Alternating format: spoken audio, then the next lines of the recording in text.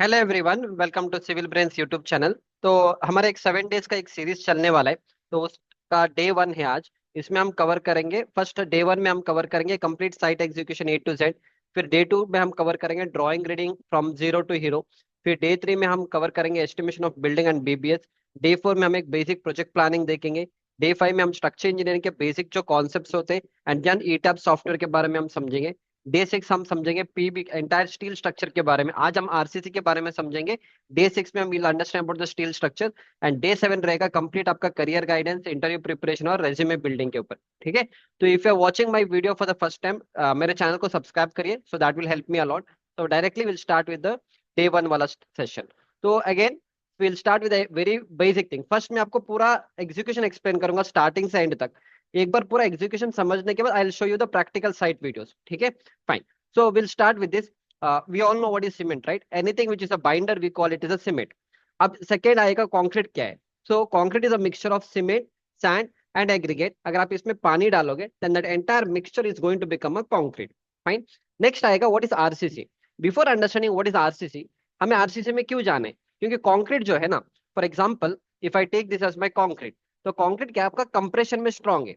But जैसे मैं उसमें टेंशन फोर्स लगाऊंगा, it is weak in tension. तो वहां पे प्रॉब्लम क्या है, tension, concrete is weak in tension. Now जितना भी हमारे आरसीसी स्ट्रक्चर्स है वहां पे सिर्फ हमारा कंप्रेसिव लोड नहीं आता है, कंप्रेशन भी आता है, tension load is there, moment is there, torsion is there. तो सिर्फ अगर आप कंक्रीट वहां पे प्रोवाइड करोगे, it can not sustain the load. In that case we add one more material that is called as reinforcement bar, जो आप सरिया बुलाते हैं। And that entire combination is called as reinforced cement concrete. So the process of embedding a reinforcing bar into the concrete to make it strong in the tension as well as in the compression, we call it as a RCC. ठीक है। तो जितने भी structures आप अपने life में देखोगे, everything is RCC structure. अब होता क्या है, स्टील आपका जो है ना, स्टील आपका कंप्रेशन में भी स्ट्रांग है, टेंशन में भी स्ट्रांग है। So that is a reason we go with the combination of concrete and steel. Now next question आपके दिमाग में आएगा कि सर हमें स्टील में ही क्यों जाना है, why don't we go with other materials. 1 minute. या why don't we go with other material. तो बिकॉज स्टील का जो कोएफिशिएंट ऑफ थर्मल एक्सपांशन है वो ऑलमोस्ट आपका 1.1 इंटू 10⁻⁻5। एंड जो कंक्रीट का थर्मल एक्सपांशन है वो 1.2 है। तो दोनों ऑलमोस्ट इक्वल सेम है। तो when you put your structure into use, वहां पे आपका टेम्परेचर लोड भी आएगा। Because of the temperature and all what will happen, अगर आपका concrete if you try to expand, तो आपका स्टील भी उसी रेंज में एक्सपांड होगा। फॉर एग्जांपल अगर आपका कंक्रीट लेटर से 5 mm एक्सपांड होगा, तो स्टील भी आपका 4 mm के आसपास ही एक्सपांड होगा। इन द सेम वे अगर आपका कंक्रीट लेटर से 5 mm से कॉन्ट्रैक्ट होगा, या steel is also going to contract by almost 4 to 5 mm। So because of this combination क्या होगा, उनके बीच में जो बॉन्ड बना रहेगा that will be strong. Because of that वहां पे कंपैटिबिलिटी रहेगा। Next is concrete is weak in tension and it is strong in compression, but steel is strong both in compression and tension. This is another reason why we go with the reinforcement bar with the concrete. Okay, the bond between the concrete and the steel becomes strong due to the ribs present on the rebar. जैसे ये आपका rebar है, इस ribs के ऊपर अगर आपने कभी rebar को देखा है, if this is your rebar, ठीक है, तो इस rebar के ऊपर क्या होगा, इस तरह से एक लाइन रहेगा, right. So because of this वो इसलिए बना के रखा जाता है so that there is a good bond between the concrete and the rebar। पहले जमाने में we use to get plain bar. तो प्लेन बार सब क्या होता है, उसमें उतना स्ट्रेंथ अचीव नहीं होता था in plain bar. Because of the ribs and all, वहां पे क्या होगा, kind of a friction is generated. Because of that the holding capacity और the holding between the concrete and the rebar is good. And the last point which we have is the steel is being ductile in nature, makes it for perfect combination with the concrete, hence steel is widely used. अब steel क्या है ना, steel is ductile in nature. Ductile का मतलब क्या है, जैसे for example if I take this 1 minute, 1 minute, हाँ, या so if I take this as a rebar, अगर मैं इसमें टेंशन फोर्स लगाऊंगा it is going to break. Steel भी आपका, कंक्रीट भी ब्रेक होगा, आपका रीबार भी ब्रेक होगा, पर कंक्रीट क्या होगा ना, सडन फेलियर हो जाएगा। पर स्टील में क्या होगा, फेलियर तो होगा but it's going to elongate elongate elongate and after some time they will have a cup and cone arrangement and फिर उसका फेलियर होगा। तो that is called as a ductile failure. मतलब फेल तो होगा पर it will give you enough warning before the failure, so it's called as ductile in nature. Because of this combination what we do, we go with the steel and the concrete. ठीक है, fine. Now coming to the important point, next is what, different grades of rebar. Of course मैं आपको execution समझा दूंगा, यहां से हम execution start करेंगे। बट बिफोर एग्जीक्यूशन कुछ fundamentals I am going to explain, you know. ठीक है, Next, we'll go with the different grades of rebar. Fe 250, Fe 415, Fe 500, Fe 550, Fe 600, Fe 600 तक अवेलेबल है. Fe 250 is no more available. Fe 415 भी market में available नहीं है. जो भी स्टील आप अपने स्ट्रक्चर में यूज करोगे that is usually 500, 550 and 600. Normal structure अगर आप G+1, G+2 बिल्डिंग बना रहे हो तो 500 काफी है. अगर आप बहुत high rise buildings and all बना रहे like G+20, 25, 30, 40 and all, you should go with at least 550 और 600. एंड डी का मतलब होता है डक्टाइल. जब आप अपने स्ट्रक्चर को अर्थक्वेक रेजिस्टेंट जोन में लगाते हो वहां पे आपको डी को यूज करना पड़ेगा which is called as ductile. ठीक है, जैसे यहाँ पे लिखा है 500 इसका यील्ड स्ट्रेंथ होता है एंड डी मतलब डक्टाइल होगा. नॉर्मल स्ट्रक्चर के लिए आप 500 यूज करो. डी की जरूरत नहीं होता है छोटे मोटे घर के लिए. अगर आप यूज करोगे डिफरेंस अगर ज्यादा नहीं है you can use that also. ठीक है, fine. Now coming to the different diameters of the bar. Market में आपका 8 mm बार, 10 mm बार, 12, फिर 16, 20, 25 और 32 का बार अवेलेबल होता है. Even 36 is also available. Normal residential building and all आपको 8, 10, 12, 16, 20 से आपका काम हो जाता है. ठीक है, कमर्शियल एंड ऑल मेट्रो में सब आप जाओगे डेफिनेटली आपको 25, 30, 36 में आपको जाना पड़ेगा. Fine. Next coming to the different bars 8, 10, 12, 16, 20, 25, 28. 28 भी अवेलेबल होता है और अगर आपको ऑर्डर दे के आपको मंगवाना पड़ता है. पर नॉर्मल कंस्ट्रक्शन में 25 के बाद 32 इज अवेलेबल, देन 36 एंड 40. आजकल बहुत सारे कंपनीज आर यूजिंग 28 डायमीटर का बार. वो डिपेंड करेगा आपके रीइंफोर्समेंट के एरिया के ऊपर. Based on the reinforcement area अगर आपको लग रहा है कि 28 यूज करने से आपका सेविंग्स हो रहा है स्टील में, you can even go for a 28 diameter का बार. फिर इसका आपको एरिया फाइंड करना है. जैसे पाई/4 इंटू डी स्क्वायर करो, पाई/4 इंटू 8 स्क्वायर करोगे तो 50. ये सब आपको याद रखना है. 8 mm का वेट, 8 mm का एरिया 50 आता है, 10 का 78 आता है, फिर 12 का 113 आता है, 16 का 201 आता है, 20 का 314 आता है, 25 का 489 आता है. उसके बाद you don't have to remember. 32 का 804 आता है. But normal residential building and all 32 का हम यूज नहीं करते unless it's a very heavy structure. फिर इसका वेट निकालना पड़ता है. D²/162.5 इसका फॉर्मूला होता है. 8 mm का 0.395 होता है kg/मीटर. 10 mm का 0.615, 12 का 0.88, 16 का 1.57 एंड ऑल दिस थिंग्स आपको याद रखना चाहिए because when you go for the interview this are the questions what they expect. Now will directly get into the execution part. फिर इसमें आपका nominal mix and design mix का भी होता है but I will not explain that क्योंकि उसमें मेरे को आधे घंटे लगेंगे एक्सप्लेन करने के लिए. जो फर्स्ट एक्टिविटी आप अपने साइट पे करोगे ना कभी भी that is a site clearance. ठीक है, तो this is a site clearance is the first activity जो आप अपने साइट पे करोगे. तो एक बार आपका साइट क्लियरेंस होने के बाद नेक्स्ट आपको क्या करना है, आपको सेंटर लाइन मार्किंग करने हैं. तो सेंटर लाइन मार्किंग करने के लिए you should know the drawing. I will show you the drawing 1 minute. या तो इस तरह से आपको ड्राइंग को पढ़ना आना चाहिए. मेरा जो डे 2 है, डे 2 में आपको इसी बिल्डिंग का और इसका दो तीन और बिल्डिंग का मैं पूरा ड्राइंग रीडिंग पढ़ाऊंगा. अभी हम बस ऊपर ऊपर समझते जाएंगे. तो ये आपका पूरा सेंटर लाइन लेआउट आपका यहाँ पे रहेगा. तो इफ यू सी हियर आपको ग्रिड दिया जाएगा. ए ग्रिड, बी ग्रिड, सी, डी, ई, एफ, ये सारे आपके ग्रिड है. फिर यहाँ पे आपके अलग अलग फुटिंग्स रहेंगे. तो बीइंग अ साइट इंजीनियर आपको ड्राइंग पढ़ना आना चाहिए which we are going to cover in day 2. तो ड्राइंग पढ़ने के बाद आप क्या करोगे, इस तरह से आप सेंटर लाइन का मार्किंग करोगे. लाइन दोरी से आप कर सकते हो. आगे मैं जब वीडियो दिखाऊंगा वहां पे मैं आपको टोटल स्टेशन का मार्किंग दिखा दूंगा. फर्स्ट हम पूरा समझेंगे सीक्वेंस को. तो इस तरह से आप साइट का मार्किंग करोगे.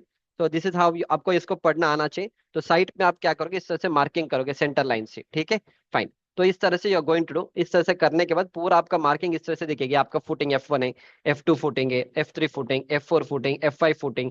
फिर इस तरह से पूरा फुटिंग का मार्किंग करोगे. आपका ग्रिड लाइन है A B C D है, पूरा आपका ग्रिड लाइन है. ठीक है, इस तरह से आपको करना पड़ेगा. एक बार एक करने के बाद next what we are going to do is first next आपको एक्सकवेशन करना है. अब एक्सकवेशन कितना डेप्थ तक करने वो आपके ड्राइंग में मेंशन किया जाता है. दैट हम ड्राइंग रीडिंग वाले कोर्स में कवर करेंगे. बट एनी हाउ एक बेसिक आइडिया मैं आपको दूंगा. तो इन दैट केस आपको सेक्शन की तरफ जाना पड़ेगा. सेक्शन में यहाँ पे लिखा जाता है कि आपको अप टू 5 फीट का एक्सकवेशन करना है. अब 5 फीट कहाँ से आएगा, 6 फीट कहाँ से आएगा, 7 फीट कहाँ पे आएगा. मेरे लेक्चर में यूट्यूब चैनल पे एक वीडियो है सॉइल रिपोर्ट के ऊपर, उस वीडियो को देखो. Any how in drawing reading course में इसके ऊपर मैं बात करूंगा कि अगर आप नॉर्मल G+1, G+2 बना रहे हो घर के गांव की तरफ तो 5-6 फीट का एक्सकवेशन काफी होता है. अगर बहुत हाई राइज बिल्डिंग सब बना रहे हो डेफिनेटली आपको सॉइल रिपोर्ट करना पड़ेगा. इवन फॉर छोटे मोटे स्ट्रक्चर भी आपको सॉइल रिपोर्ट करना ही करना है. But people don't do that. But sometime it's okay. अगर आपको लग रहा है कि आपका सॉइल बहुत हार्ड है, if you are getting a laterite soil, SBC 200 kilo newton per square metre के ऊपर है, तो in that case that is fine. आप नॉर्मल 5-6 फीट का एक्सकवेशन आप कर सकते हो. दैट विल बी मेंशन कि आपको अप टू 5 फीट का एक्सकवेशन करना है. ठीक है, फाइन. इसका हो गया. Will go further again. देखो अभी तक आपने मेरे चैनल को सब्सक्राइब नहीं किया, सब्सक्राइब करिए। आप लोग वीडियो तो देखते हो, सब्सक्राइब तो नहीं करोगे, ठीक है। सो दिसंबर के एंड तक माई प्लान इज एटलीस्ट 25 के सब्सक्राइबर मेरे को निकालना है हिंदी चैनल पर। ऑलरेडी 24 कुछ चल रहे हैं। I want another 1000 subscribers to happen. तो आप इसको सब्सक्राइब करिए एंड अपने फ्रेंड्स को भी इसको फॉरवर्ड करिए। फाइन। एक बार आपने एक्सकवेशन किया, अब एक्सकवेशन करने के लिए कितना एक्सकवेटर चाहिए, कितना आपको ट्रक चाहिए, वो हम बेसिक प्रोजेक्ट प्लानिंग वाले कोर्स में हम समझेंगे, अभी नहीं। जब हम डे 4 में बेसिक प्रोजेक्ट प्लानिंग वाले कोर्स में समझेंगे। तो कभी भी याद रखना, कभी भी याद रखना, जो आपका स्ट्रक्चर डिजाइन होता है वो कभी भी आपका like always we have a footing, फिर कॉलम, बीम, स्लैब, इतना ही होता है। तो लोड आपका स्लैब से बीम के ऊपर, बीम से कॉलम के ऊपर, कॉलम से footing, footing will transfer the load to the soil, soil is going to resist that load. जब भी आप स्ट्रक्चर डिजाइनिंग करोगे, फर्स्ट आप स्लैब का करोगे, स्लैब के बाद फिर आप बीम का करोगे, या बीम के बाद आप कॉलम करोगे, कॉलम से फुटिंग करोगे, ठीक है। पर जब साइड पे आप काम करोगे, फर्स्ट आपका फुटिंग का काम होता है। कभी भी आपको फुटिंग का ड्राइंग इज वेरी इंपॉर्टेंट हमें। जब तक फुटिंग का ड्राइंग नहीं मिलेगा साइड पे, तो आप काम नहीं कर पाओगे। That is the reason always whenever you look into the structure designing and all, जब भी आप ड्राइंग देखते हो, फर्स्ट ड्राइंग आपको फुटिंग डिटेल से आता है। This is a footing detail. उसके बाद एक कॉलम सब चाहिए होता है, स्लैब एंड ऑल बाद में चाहिए। अभी इनिशियल स्टेज में नहीं चाहिए आपको। इनिशियल स्टेज में आपको first always you require footing. पर जब डिजाइनिंग होता है, फुटिंग का डिजाइनिंग आपको जब आपका डिजाइनिंग होता है, फुटिंग का डिजाइनिंग लास्ट में होता है, क्योंकि फुटिंग के ऊपर आपको कॉलम, बीम का लोड और स्लैब का लोड चाहिए होता है। That is how it is, ठीक है। फाइन। यहाँ तक हो गया। तो we have done up to here. तो आपने एक्सकवेशन किया, तो आपको ड्राइंग में लिखा रहेगा कि इतना इतना डेप्थ पे आपको एक्सकवेशन करना है। तो एक बार एक्सकवेशन होने के बाद फिर आपको बीइंग अ साइट आपको चेक करना है कि कितना आपने एक्सकवेशन किया। एक बार आप एक्सकवेशन करोगे तो सही से इसका कटिंग नहीं होता है, आपको प्रॉपर ड्रेसिंग करना पड़ेगा। बीओक्यू में लिखा रहेगा कि बीओक्यू में कितना ड्रेसिंग करना है, कितना रेट है and all. I will show you that also in the estimation वाले कोर्सेज में। फाइन। एक बार आपने एक्सकवेशन किया, तो अगर आप छोटे मोटे साइड पे काम करोगे तो आपका कोई ऑटो लेवल का काम नहीं है। नॉर्मल आप एक टेप पकड़ो, टेप से आप 5 फीट 6 फीट का मार्किंग देख लो, काफी है। पर अगर आप बड़े बड़े साइड पे काम करोगे, तो इन दैट केस आपको ऑटो लेवल यूज करना आना चाहिए। उसके लिए आपको किस तरह से लेवल लेना है, टेम्परेरी बेंचमार्क क्या है, वो सारे आपको समझ में आना चाहिए। वो सारे चीज अपने कंप्लीट कोर्स में मैंने कवर किया है, यहाँ पे उसके ऊपर हम बात नहीं करेंगे। आई एम एक्सपेक्टिंग कि ऑटो लेवल तो चलाना आप लोगों को आता है and it's not nothing much technical. तो आपको इस तरह से लेवल देखना आना चाहिए। अगर आपको फुटिंग का बॉटम लेवल देना है, तो ये सारे कैलकुलेशन आपको करना आना चाहिए, which is covered in my course. But any how, यहाँ पे हम उसके ऊपर बात नहीं करेंगे, नॉट रिक्वायर्ड, ठीक है। तो एक बार आपने एक्सकवेशन किया, लेट्स से 7 फीट का एक्सकवेशन या 8 फीट का आपने एक्सकवेशन किया। एक बार आपने एक्सकवेशन किया, will go to the next step. तो एक बार एक्सकवेशन होने के बाद the next step what we have is, आपको क्या करना है, जब भी आप बड़े बड़े स्ट्रक्चर पे काम, आपको शोरिंग करना है। शोरिंग का मतलब क्या है, जब आप सॉइल का एक्सकवेशन करोगे ना, अब देखो यहाँ पे तो कोई प्रॉब्लम नहीं है, here there is no problem. Sometimes जब अगर आपका सॉइल बहुत वीक है, इज एवरी चांस इस सॉइल आपका कोलैप्स हो सकता है। देखो यहाँ पे इन्होंने स्ट्रेट कट नहीं किया है, समझ में आ रहा है। तो इन्होंने कटिंग कैसे किया है, यहाँ से इतना कटिंग किया है, फिर यहाँ पे एक हॉरिजॉन्टल उन्होंने दिया है इस तरह से, फिर ऐसे कट किया है। तो अगर जब आप इस तरह से एक्सकवेशन करोगे ना, तो डेफिनेटली यहाँ का सॉइल सॉइल आपका कोलैप्स नहीं होगा। अगर अदरवाइज अगर आप एक साथ पूरे एक्सकवेशन करोगे, डेफिनेटली सॉइल आपका फिर कोलैप्स एंड हो जाएगा। अगर आपका सॉइल बहुत वीक है, इन दैट केस आपको क्या करना पड़ेगा, आपको you have to adopt the method like shoring and all, ठीक है। अब शोरिंग क्या है वो मैं आपको समझा दूंगा।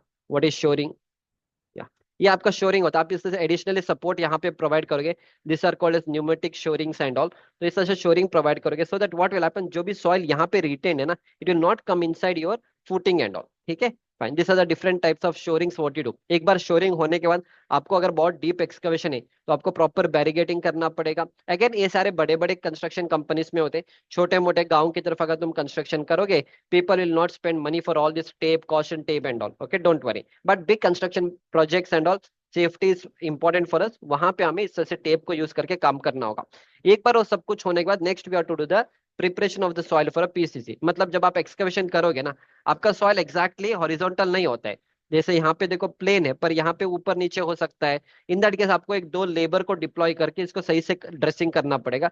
ड्रेसिंग करने के बाद प्रॉपरली आपका फुटिंग इस तरह से दिखेगा। Let's say this is the length of the footing, this is the breadth of the footing and sorry length of the excavation, breadth of the excavation and the depth of the excavation. Again, इस सब excavation कितना length breadth सब करना है, again it will be mentioned in your drawing. एक drawing में सब कुछ, ड्राइंग में सिर्फ फुटिंग का साइज होता है, पर आपको वर्किंग स्पेस सब ऐड करके आपको एडिशनल आपको एक्सकवेशन करना पड़ेगा, ठीक है। फाइन। इसके बाद once you are done with that, यहाँ तक हो गया। फिर इसके बाद नेक्स्ट क्या करेंगे, you have to always do the planning of your projects. Planning का मतलब है, जब आप बड़े बड़े स्ट्रक्चर पे काम करोगे ना, तो आपको सही से प्लानिंग करना है। फॉर एग्जाम्पल, अब देखो ये छोटा स्ट्रक्चर, इसमें कोई प्रॉब्लम नहीं, आप चाहे तो एक ही साथ सारे फुटिंग का एक्सकवेशन करो, कुछ प्रॉब्लम नहीं है। अगर मान लो आप बहुत बड़े स्ट्रक्चर के ऊपर काम कर रहे हो, for example if you working on a very huge high rise buildings और इंडस्ट्रियल प्रोजेक्ट्स, तो इतने सारे फुटिंग्स होंगे। तो आप ना सारे फुटिंग का एक्सकवेशन एक साथ नहीं करोगे, आपको प्लानिंग करना होगा।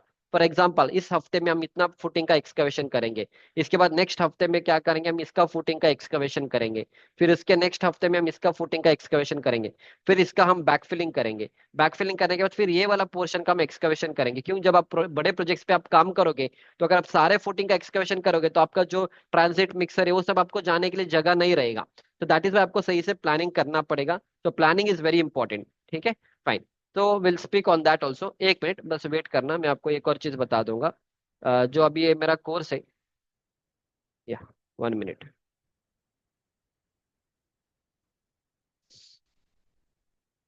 तो अभी जो मैं आपको समझा रहे हैं मेरा कंप्लीट कोर्स है, जब हम री रिकॉर्डिंग कर रहे हैं वहां पे हम इसको इन डेप्थ आपको एक्सप्लेन करेंगे। वहां पे will understand the entire sequence of construction क्या होता है, देन ऑल्सो कंस्ट्रक्शन में क्या क्या स्टेजेस है, pre construction, construction and post construction stage. फिर अभी जो मैं आपको एक्सप्लेन कर रहा हूँ इसको और भी बढ़िया तरीके से हम एक्सप्लेन करें अपने कंप्लीट कोर्स में, जहां पे हम इसके ऊपर सब बात करेंगे। जब भी आप सॉइल का एक्सकवेशन करोगे आपको सॉइल टेस्टिंग करना पड़ेगा। सॉइल टेस्टिंग में आपका एक प्लेट लोड टेस्ट आता है, फिर आता है आपका स्टैंडर्ड पेनिट्रेशन टेस्ट, फिर आपको एसबीसी का रिपोर्ट देखना पड़ेगा। ठीक है, ये सारी चीज आपको पता होना चाहिए। जब आप बड़े बड़े साइट पे काम करोगे तो डेफिनेटली आपको स्टील को सही से रखना पड़ेगा। तो देखो ये बड़ा बड़ा साइट है यहाँ पे, तो आपको स्टील को सही से रखना पड़ेगा। So this is how you are suppose. अब गांव की तरफ सब क्या होते हैं, जहाँ पे मन लगेगा वहां पे हम स्टील को रखेंगे, पर बड़े कंस्ट्रक्शन कंपनी में आपको एक सही से एक प्लेटफॉर्म बनाना पड़ेगा। एंड वहां पे आपको इस तरह से होता है, जैसे ड्रिंकिंग वाटर फैसिलिटी अलग से रहेगा, स्टोर यार्ड अलग है, ये आपका पूरा बार बेंडिंग का यार्ड है। समझ में आ रहा है ना, इस तरह से आपको फिर क्यूब टेस्टिंग के लिए अलग सा एरिया है, डेब्रिस के लिए अलग सा एरिया है, रीबार के लिए अलग सा एरिया है। तो ये सारी चीज आपको प्रॉपर वे में आपको सीखना पड़ेगा। जब आप अगर आपको बड़े कंस्ट्रक्शन कंपनी में काम करना है तो वहां पे ऐसे ही काम होता है। एंड जब आप एक्सकवेशन करोगे, मान लो अगर बहुत पानी आएगा तो करोगे क्या, तो ये सारे कोर्स मेरे कोर्स में कवर्ड किया है कि इसमें इसमें आपको डी वाटरिंग करना पड़ेगा, तो सब देखना पड़ेगा। डी वाटरिंग आप करोगे नहीं तो आप साइड में एक और एक्सकवेशन करो, ताकि पूरा पानी उसमें चला जाएगा और वहां से आप पानी को निकालोगे। So all this are the challenges that you encounter when you start to work on the site. Site engineer का ये मतलब नहीं है सिर्फ आप ड्राइंग पढ़ोगे, साइट पे काम करोगे, ऑटो लेवल से मार्किंग दोगे, ऑटो ये सब, this is the just a part of site execution.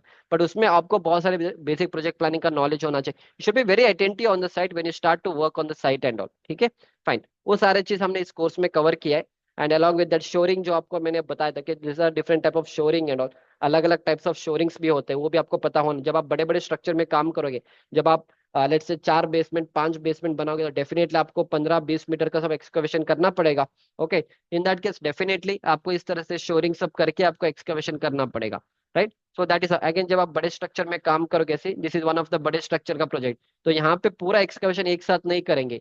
तो फर्स्ट इसका एक्सकवेशन करेंगे, फिर यहाँ पे एक्सकवेशन करेंगे, ताकि आपके जो आरएमसी का ट्रक है उसको जाने के लिए एटलीस्ट जगह तो चाहिए ना। सो that is how it works in the big construction company and all, ठीक है, फाइन। यहाँ तक क्लियर है, चलो और आगे बढ़ेंगे। ये वाला हो गया, तो ये आपको प्लानिंग सही से करना पड़ेगा। एक बार सब कुछ प्लानिंग होने के बाद नेक्स्ट आप क्या करोगे, पीसीसी लगाओगे। पीसीसी का थिकनेस कितना होना चाहिए वो ड्राइंग में मेंशन होता है, जो हम डे 2 में समझेंगे पीसीसी वाले। तो यूजुअली 75 to 100 mm का होता है, तो आप पीसीसी डालोगे विच इज यूजुअली M7.5 या M10 ग्रेड का कॉन्क्रीट होगा, जो 1:3:6 का रेशियो रहेगा अगर आप M10 से जाओगे तो this is that particular building जहाँ पे हमने एक्सकवेशन किया। एक्सकवेशन करने के बाद फिर आपको पीसीसी करना है। पीसीसी कितना करना है यहाँ पे लिखा रहेगा ड्राइंग में, बेस्ड ऑन दैट हम यहाँ पे पीसीसी करेंगे। So once you are done the PCC, after that what you are suppose to do is उसको निकालेंगे। सारे निकालने के बाद आपका पीसीसी कुछ इस तरह से दिखेगा। इसके बाद जब आप बड़े कंस्ट्रक्शन कंपनी में काम करोगे, एक बार पीसीसी होने के बाद नेक्स्ट आपको क्या करना है, वहां पे फुटिंग लगाना पड़ेगा। अब कौन सा फुटिंग लगाना पड़ेगा, जैसे ये वाला पीसीसी है, यहाँ पे F3 फुटिंग लगाना पड़ेगा। ग्रिड नंबर कौन सा है, A-B1। इसका मतलब क्या है, जब आप ड्राइंग को पढ़ोगे तो ये ड्राइंग में लिखा रहेगा कि फॉर एग्जाम्पल अगर ये वाला फुटिंग है, इफ दिस इज फुटिंग, तो footing I I can call it as B6। B इसका ग्रिड है, 6 इसका ग्रिड है। तो ये जो फुटिंग F1 फुटिंग है आपका B और 6 में है। फुटिंग का नाम F1 है और कॉलम का नाम C1 है। जब आप बड़े साइड पे काम करोगे आपको ये सारी चीज लिखना पड़ेगा। देखो यहाँ पे लिखा है ना, ये B1 है, एंड फिर F3 फुटिंग है, इसके ऊपर पेडेस्टल P7 आने वाला है। लेकिन छोटे मोटे साइट पे आप ऐसे नहीं करोगे, बड़े साइट में आपको 100 200 300 फुटिंग्स होते हैं, तो इन दैट केस सर्वेयर आके मार्किंग करके चला जाएगा। फिर being a site engineer you have to look into the drawing and then you have to do the execution. ठीक है, तो एक बार सब कुछ होने के बाद नेक्स्ट हम क्या करेंगे, पीसीसी को डालेंगे and this is how the PCC laying will be done. एक बार पीसीसी होने के बाद next what we will do is, आपको सेंटर लाइन मार्किंग करना आना चाहिए। तो सेंटर लाइन मार्किंग के लिए अगेन ये पूरा यहाँ पे दिया गया है कि इसके ऊपर C20 कॉलम आएगा।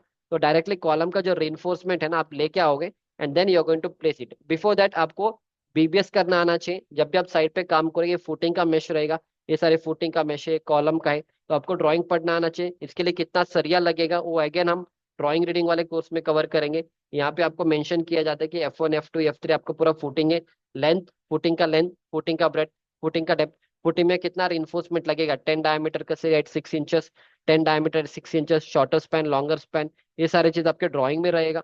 तो दोज थिंग्स अगेन इस तरह से आपको कटिंग करना है, साइड पे बीबीएस बनाना पड़ेगा। ठीक है, ये सब बनाने के बाद आपके इस तरह से आप मेश प्रोवाइड करोगे। तो मेश आप इस तरह से रेडी करके रखोगे अपने साइड पे।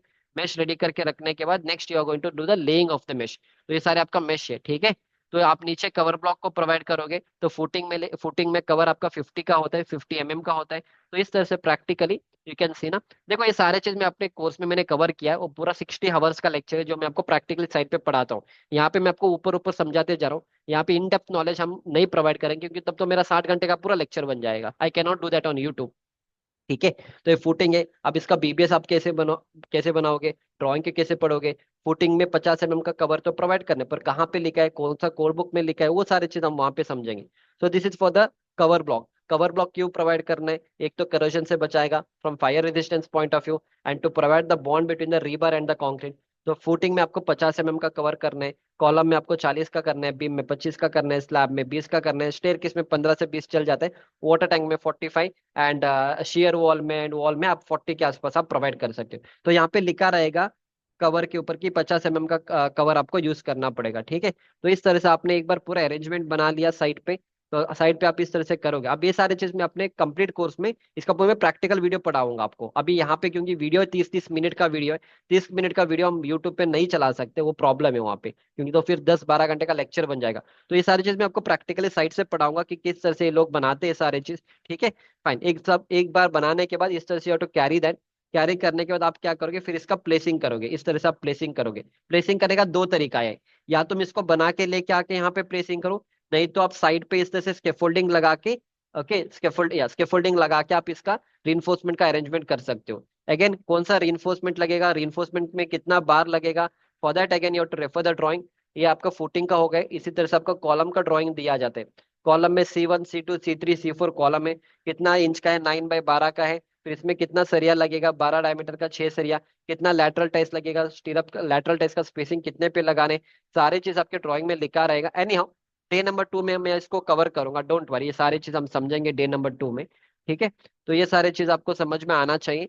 तो एक बार सब कुछ होने के बाद this is how we try to place, सारे कॉलम में ऐसा प्लेसिंग करेंगे। अभी आपका टॉप रिइंफोर्समेंट कभी कभी आ जाता है, कब आता है वो सारी चीज हम ड्राइंग रीडिंग वाले कोर्स में हमने कवर किया है। Okay, will understand. Normally isolated footing में सिर्फ आपका बॉटम में ही आता है, पर अगर कभी कभी जब अगर आप स्टील स्ट्रक्चर बनाते हो, कभी कभी आपका depth of the footing 1 metre से ज्यादा होता है, इन दैट केस आपका टॉप में आता है। That we will try to understand the drawing reading वाले कोर्स में मैंने आपको एक्सप्लेन किया।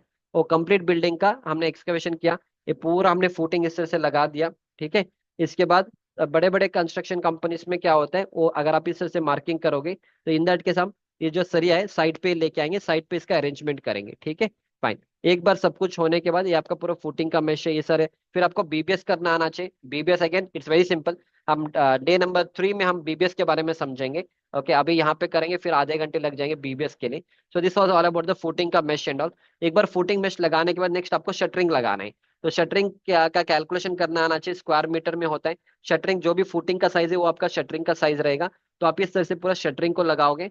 ओके, इस तरह से आप पूरे शटरिंग को लगाओगे। शटरिंग लगाने के बाद बीइंग अ साइट इंजीनियर आपको इसका चेकिंग करना आना चाहिए। क्या क्या चेकिंग करोगे, फर्स्ट आपकी इसका लेंथ और ब्रेड्थ आप चेक करोगे, इसका डायगोनल चेक करोगे, also before doing the concreting, जैसे अब ये कॉन्क्रीटिंग के लिए सब कुछ रेडी है, तो आपको चेक करना है whether this people have given proper cover block और नॉट। अगर वो डबल मेश होता तो आपको चेयर बार भी चेक करना होगा। जब बड़े कंस्ट्रक्शन कंपनी में आप काम करोगे ना, एक कॉलम जब आप कॉन्क्रीटिंग पोर करोगे, definitely most of the concrete will splash on to the rebar, तो इसलिए उसको हमें कवरिंग करना होगा इस तरह से। छोटे मोटे साइड पे तो नहीं करेंगे, बड़े साइड में करना होगा। तो ये सारी चीज हम यहाँ पे कवरिंग करेंगे। फिर बीइंग अ साइट इंजीनियर, आपका इसका लेंथ चेक करना है, ब्रेथ चेक करना है, इसका डायगोनल आपको चेक करना होगा। ठीक है, मेक श्योर जो भी लेबर से they using the proper safety PP and all. ठीक है, वाइब्रेटर सही से होना चाहिए। सब कुछ होने के बाद will do the concreting. Concreting देखना पड़ेगा, अगर हाइट आपका ज्यादा नहीं है, अगर 1.5 मीटर का हाइट है तो आप कॉन्क्रीटिंग नॉर्मली करो। अगर आप बेसमेंट का सब कंस्ट्रक्शन करोगे, 4 मीटर, 5 मीटर, 6 मीटर का एक्सकवेशन अगर आपने किया है, तो आप डायरेक्टली नहीं कर पाओ। In that case you to give a incline chute and then you to do the concreting. क्योंकि अगर आप बहुत हाइट से करोगे तो आपका सेग्रीगेशन होगा। मैक्स टू मैक्स 1.5 मीटर तक आप पोरिंग कर सकते हो अपने कॉन्क्रीट का। ठीक है, फाइन। तो वंस यू डन, ये सारे कॉन्क्रीटिंग हम कर रहे हैं यहाँ पे, ये सारे कॉन्क्रीटिंग है।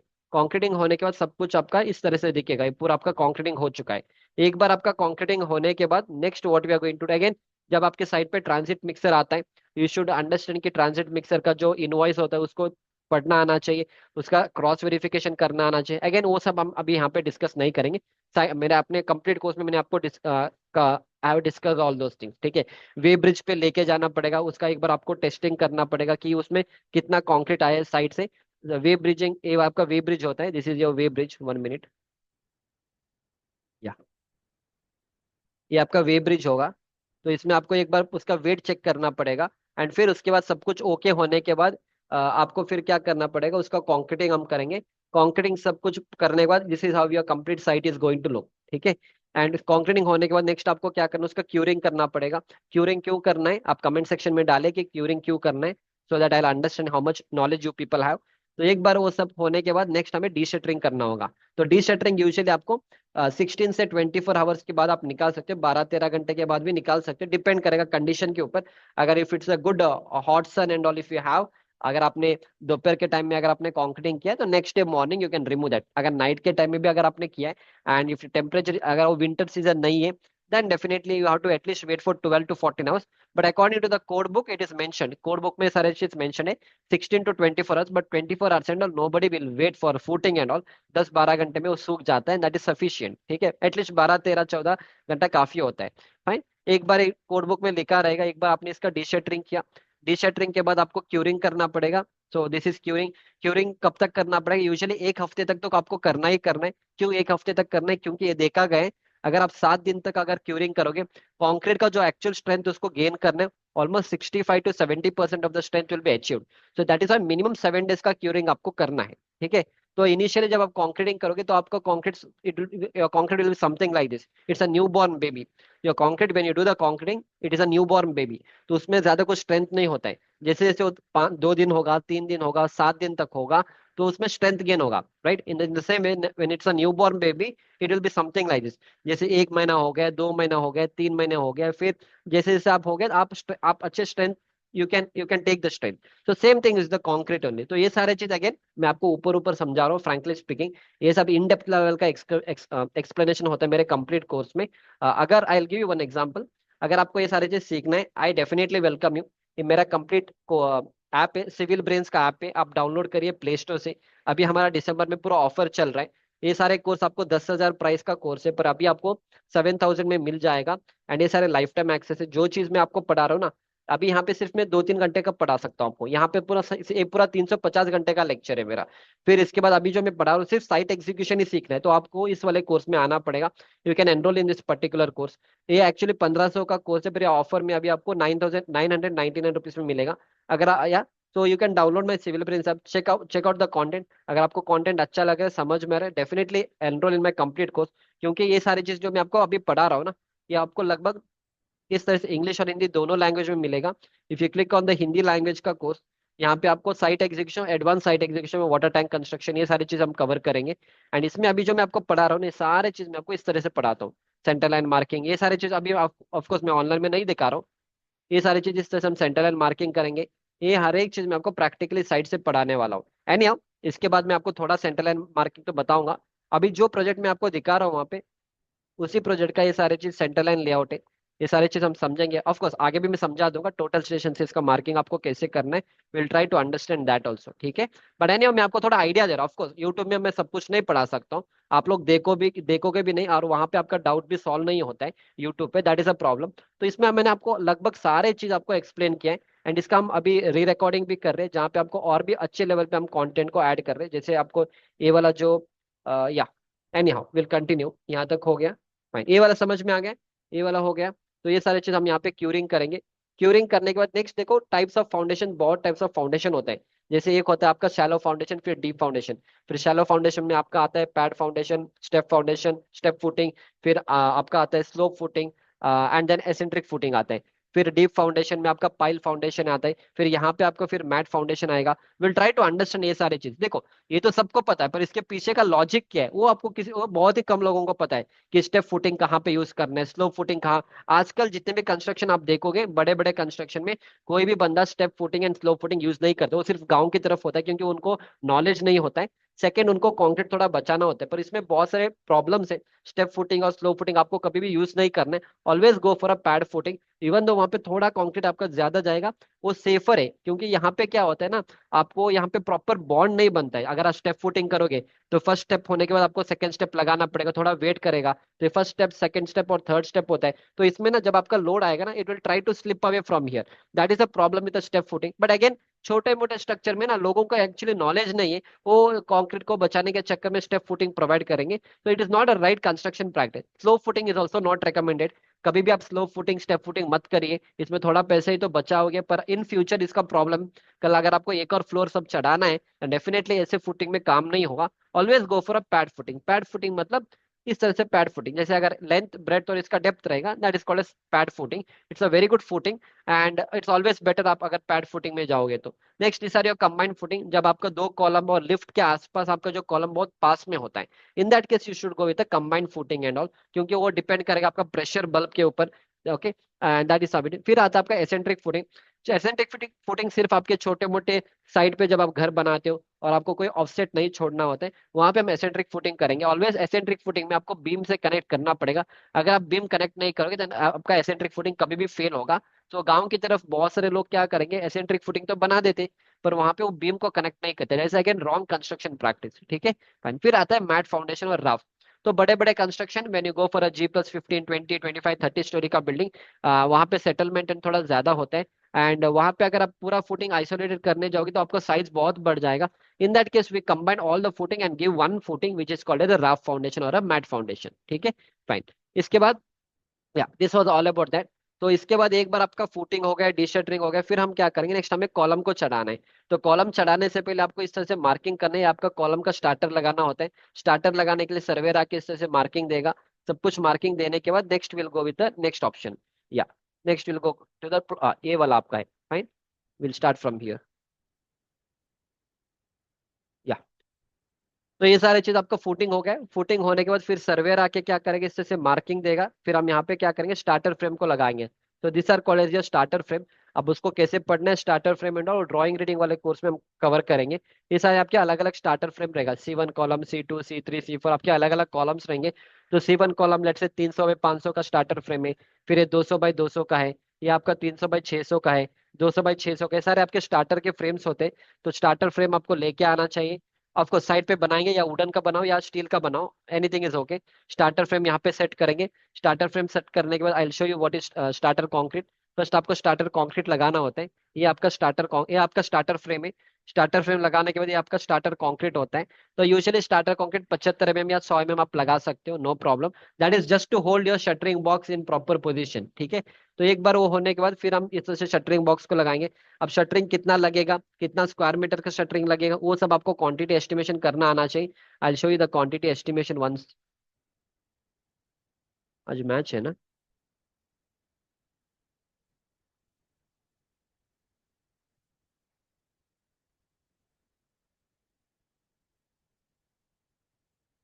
या तो ये सर आपको क्वांटिटी एस्टिमेशन करना आना चाहिए। उसमें फुटिंग का कितना कंक्रीट लगेगा, उस फुटिंग में कितना शटरिंग लगेगा, वो सारे चीज आपको कैलकुलेट करना है। एनी हाउ डे नंबर 3 में हम आपको थोड़ा आइडिया देंगे इसके बारे में, कि ये सब आपको शटरिंग क्वांटिटी कैसे निकालना है। ऑफकोर्स ये सारी चीज आपको करना है। मेरे कंप्लीट कोर्स में ये सारी चीज मैंने कवर करके दिया। हम इस तरह से हम इस तरह से एक्सेल शीट्स बनाने के लिए आपको सिखाएंगे।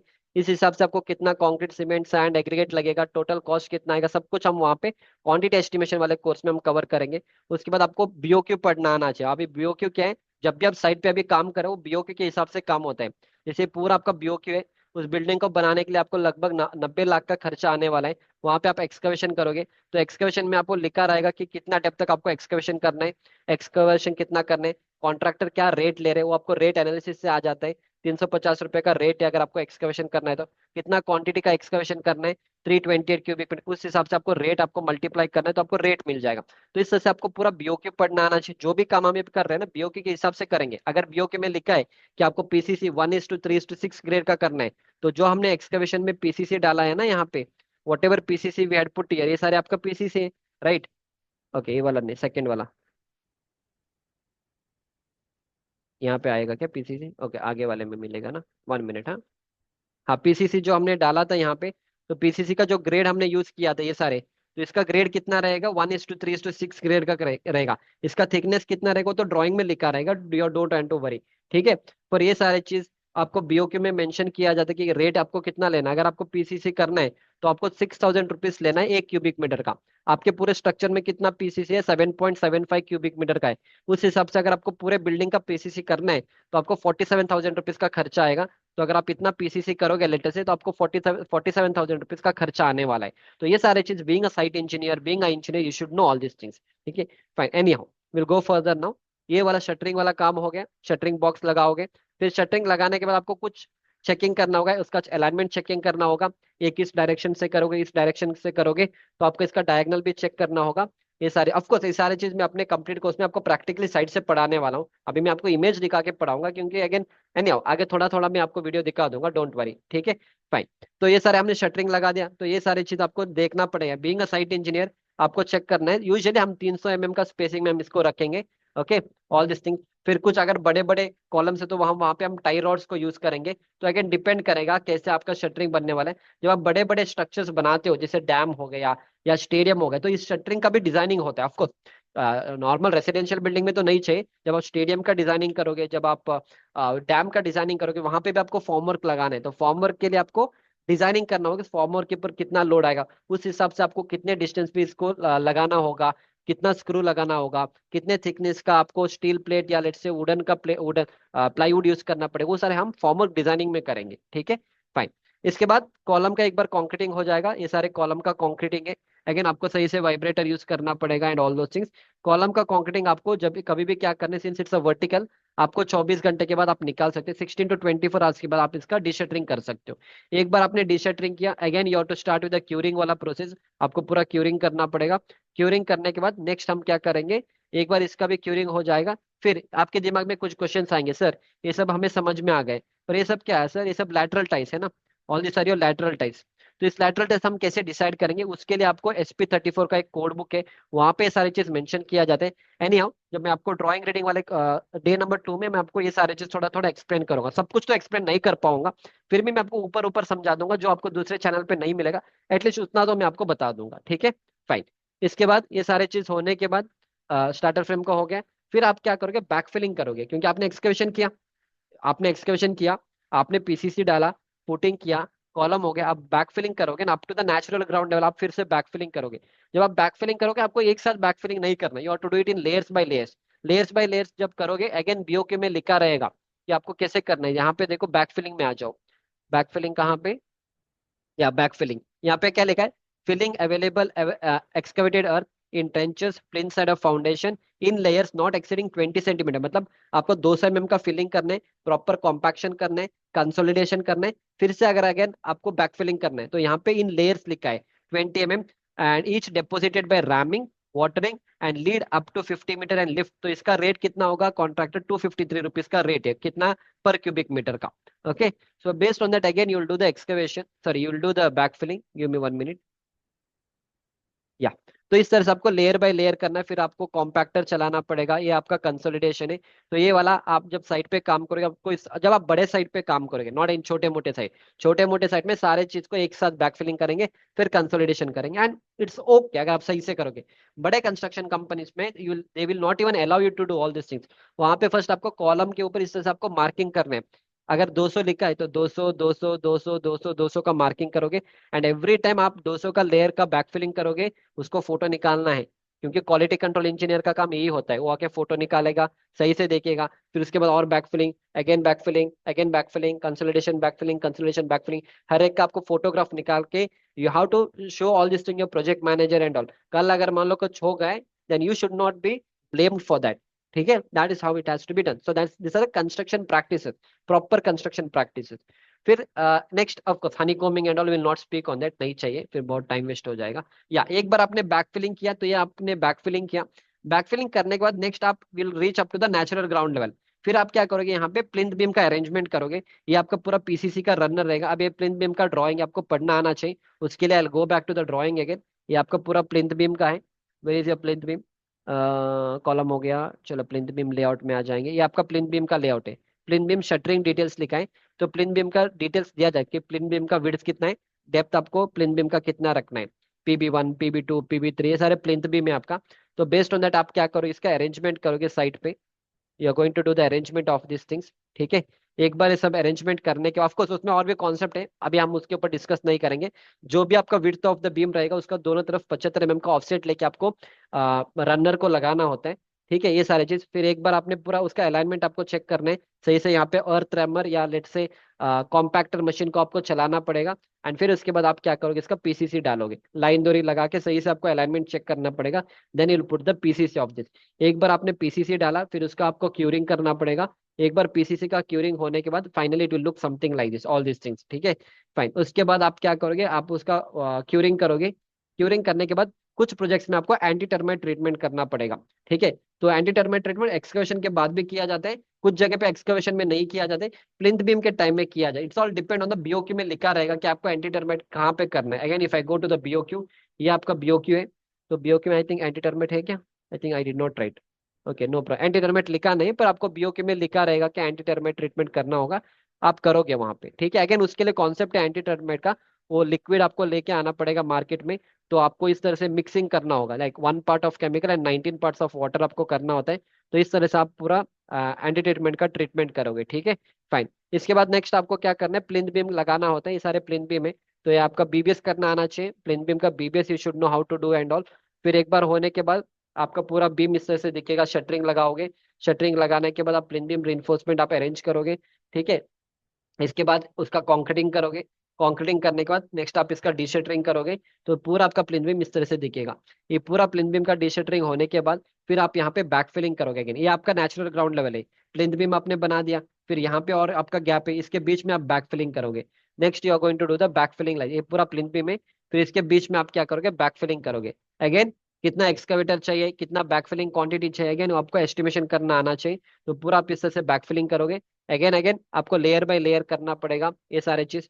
छोटे मोटे स्ट्रक्चर में क्या करेंगे, एक ही साथ सॉइल को बैकफिलिंग किया जाता है, फिर पानी छोड़ के रखेंगे 3-4 दिन तक, एंड देन अगेन कॉम्पैक्शन करेंगे। Okay, fine. इसके बाद next you have to understand कि टाई बीम क्या है, प्लिंथ ऑफ कोर्स वो एक्सप्लेन नहीं करूंगा। जब आप कंस्ट्रक्शन साइट पे काम करोगे, यू शुड अंडरस्टैंड कि टाई बीम क्या होता है, टाई बीम क्यों देना है एंड ऑल। वो सारी चीज मेरे कंप्लीट कोर्स में मैं कवर करूंगा, why plinth beam is provided and all. तो ये वाला आपका टाई बीम होता है, जैसे यहाँ पे एक बीम दिया है, this is called as a tie beam. ठीक है, and will not get into that. फिर एक बार आपका प्लिंथ बीम होने के बाद फिर और आप यहाँ पे स्टार्टर कंक्रीट लगाओगे। फिर आप रिइंफोर्समेंट को और ऊपर करोगे। फिर इसके बाद रिइंफोर्समेंट को ऊपर करने के बाद अगेन स्टार्टर फ्रेम लगाओगे। फिर रिइंफोर्समेंट को लगाओगे, फिर आप यहाँ पे शटरिंग करोगे। शटरिंग करने के बाद फिर अगेन उसका अलाइनमेंट सब आपको चेक करना होता है। उसके बाद आपको कॉन्क्रीटिंग करना होगा। कॉन्क्रीटिंग के बाद आपको फिर गनी बैग से उसको रैप करना होगा। एंड अगेन ये आपका, कभी भी याद रखना, कॉलम आप बीम बॉटम तक करोगे। तो एक वाला ये हो गया। इसके बाद will go to the next part. Okay, next part. तो नेक्स्ट पार्ट में अगेन क्या करेंगे, एक पूरा आपका कॉलम हो गया, आपका प्लिंथ बीम हो गया, फिर आपने पूरा कॉलम लगा दिया। कॉलम लगाने के बाद नेक्स्ट आपको क्या करना है, बीम के बॉटम को लगाना है।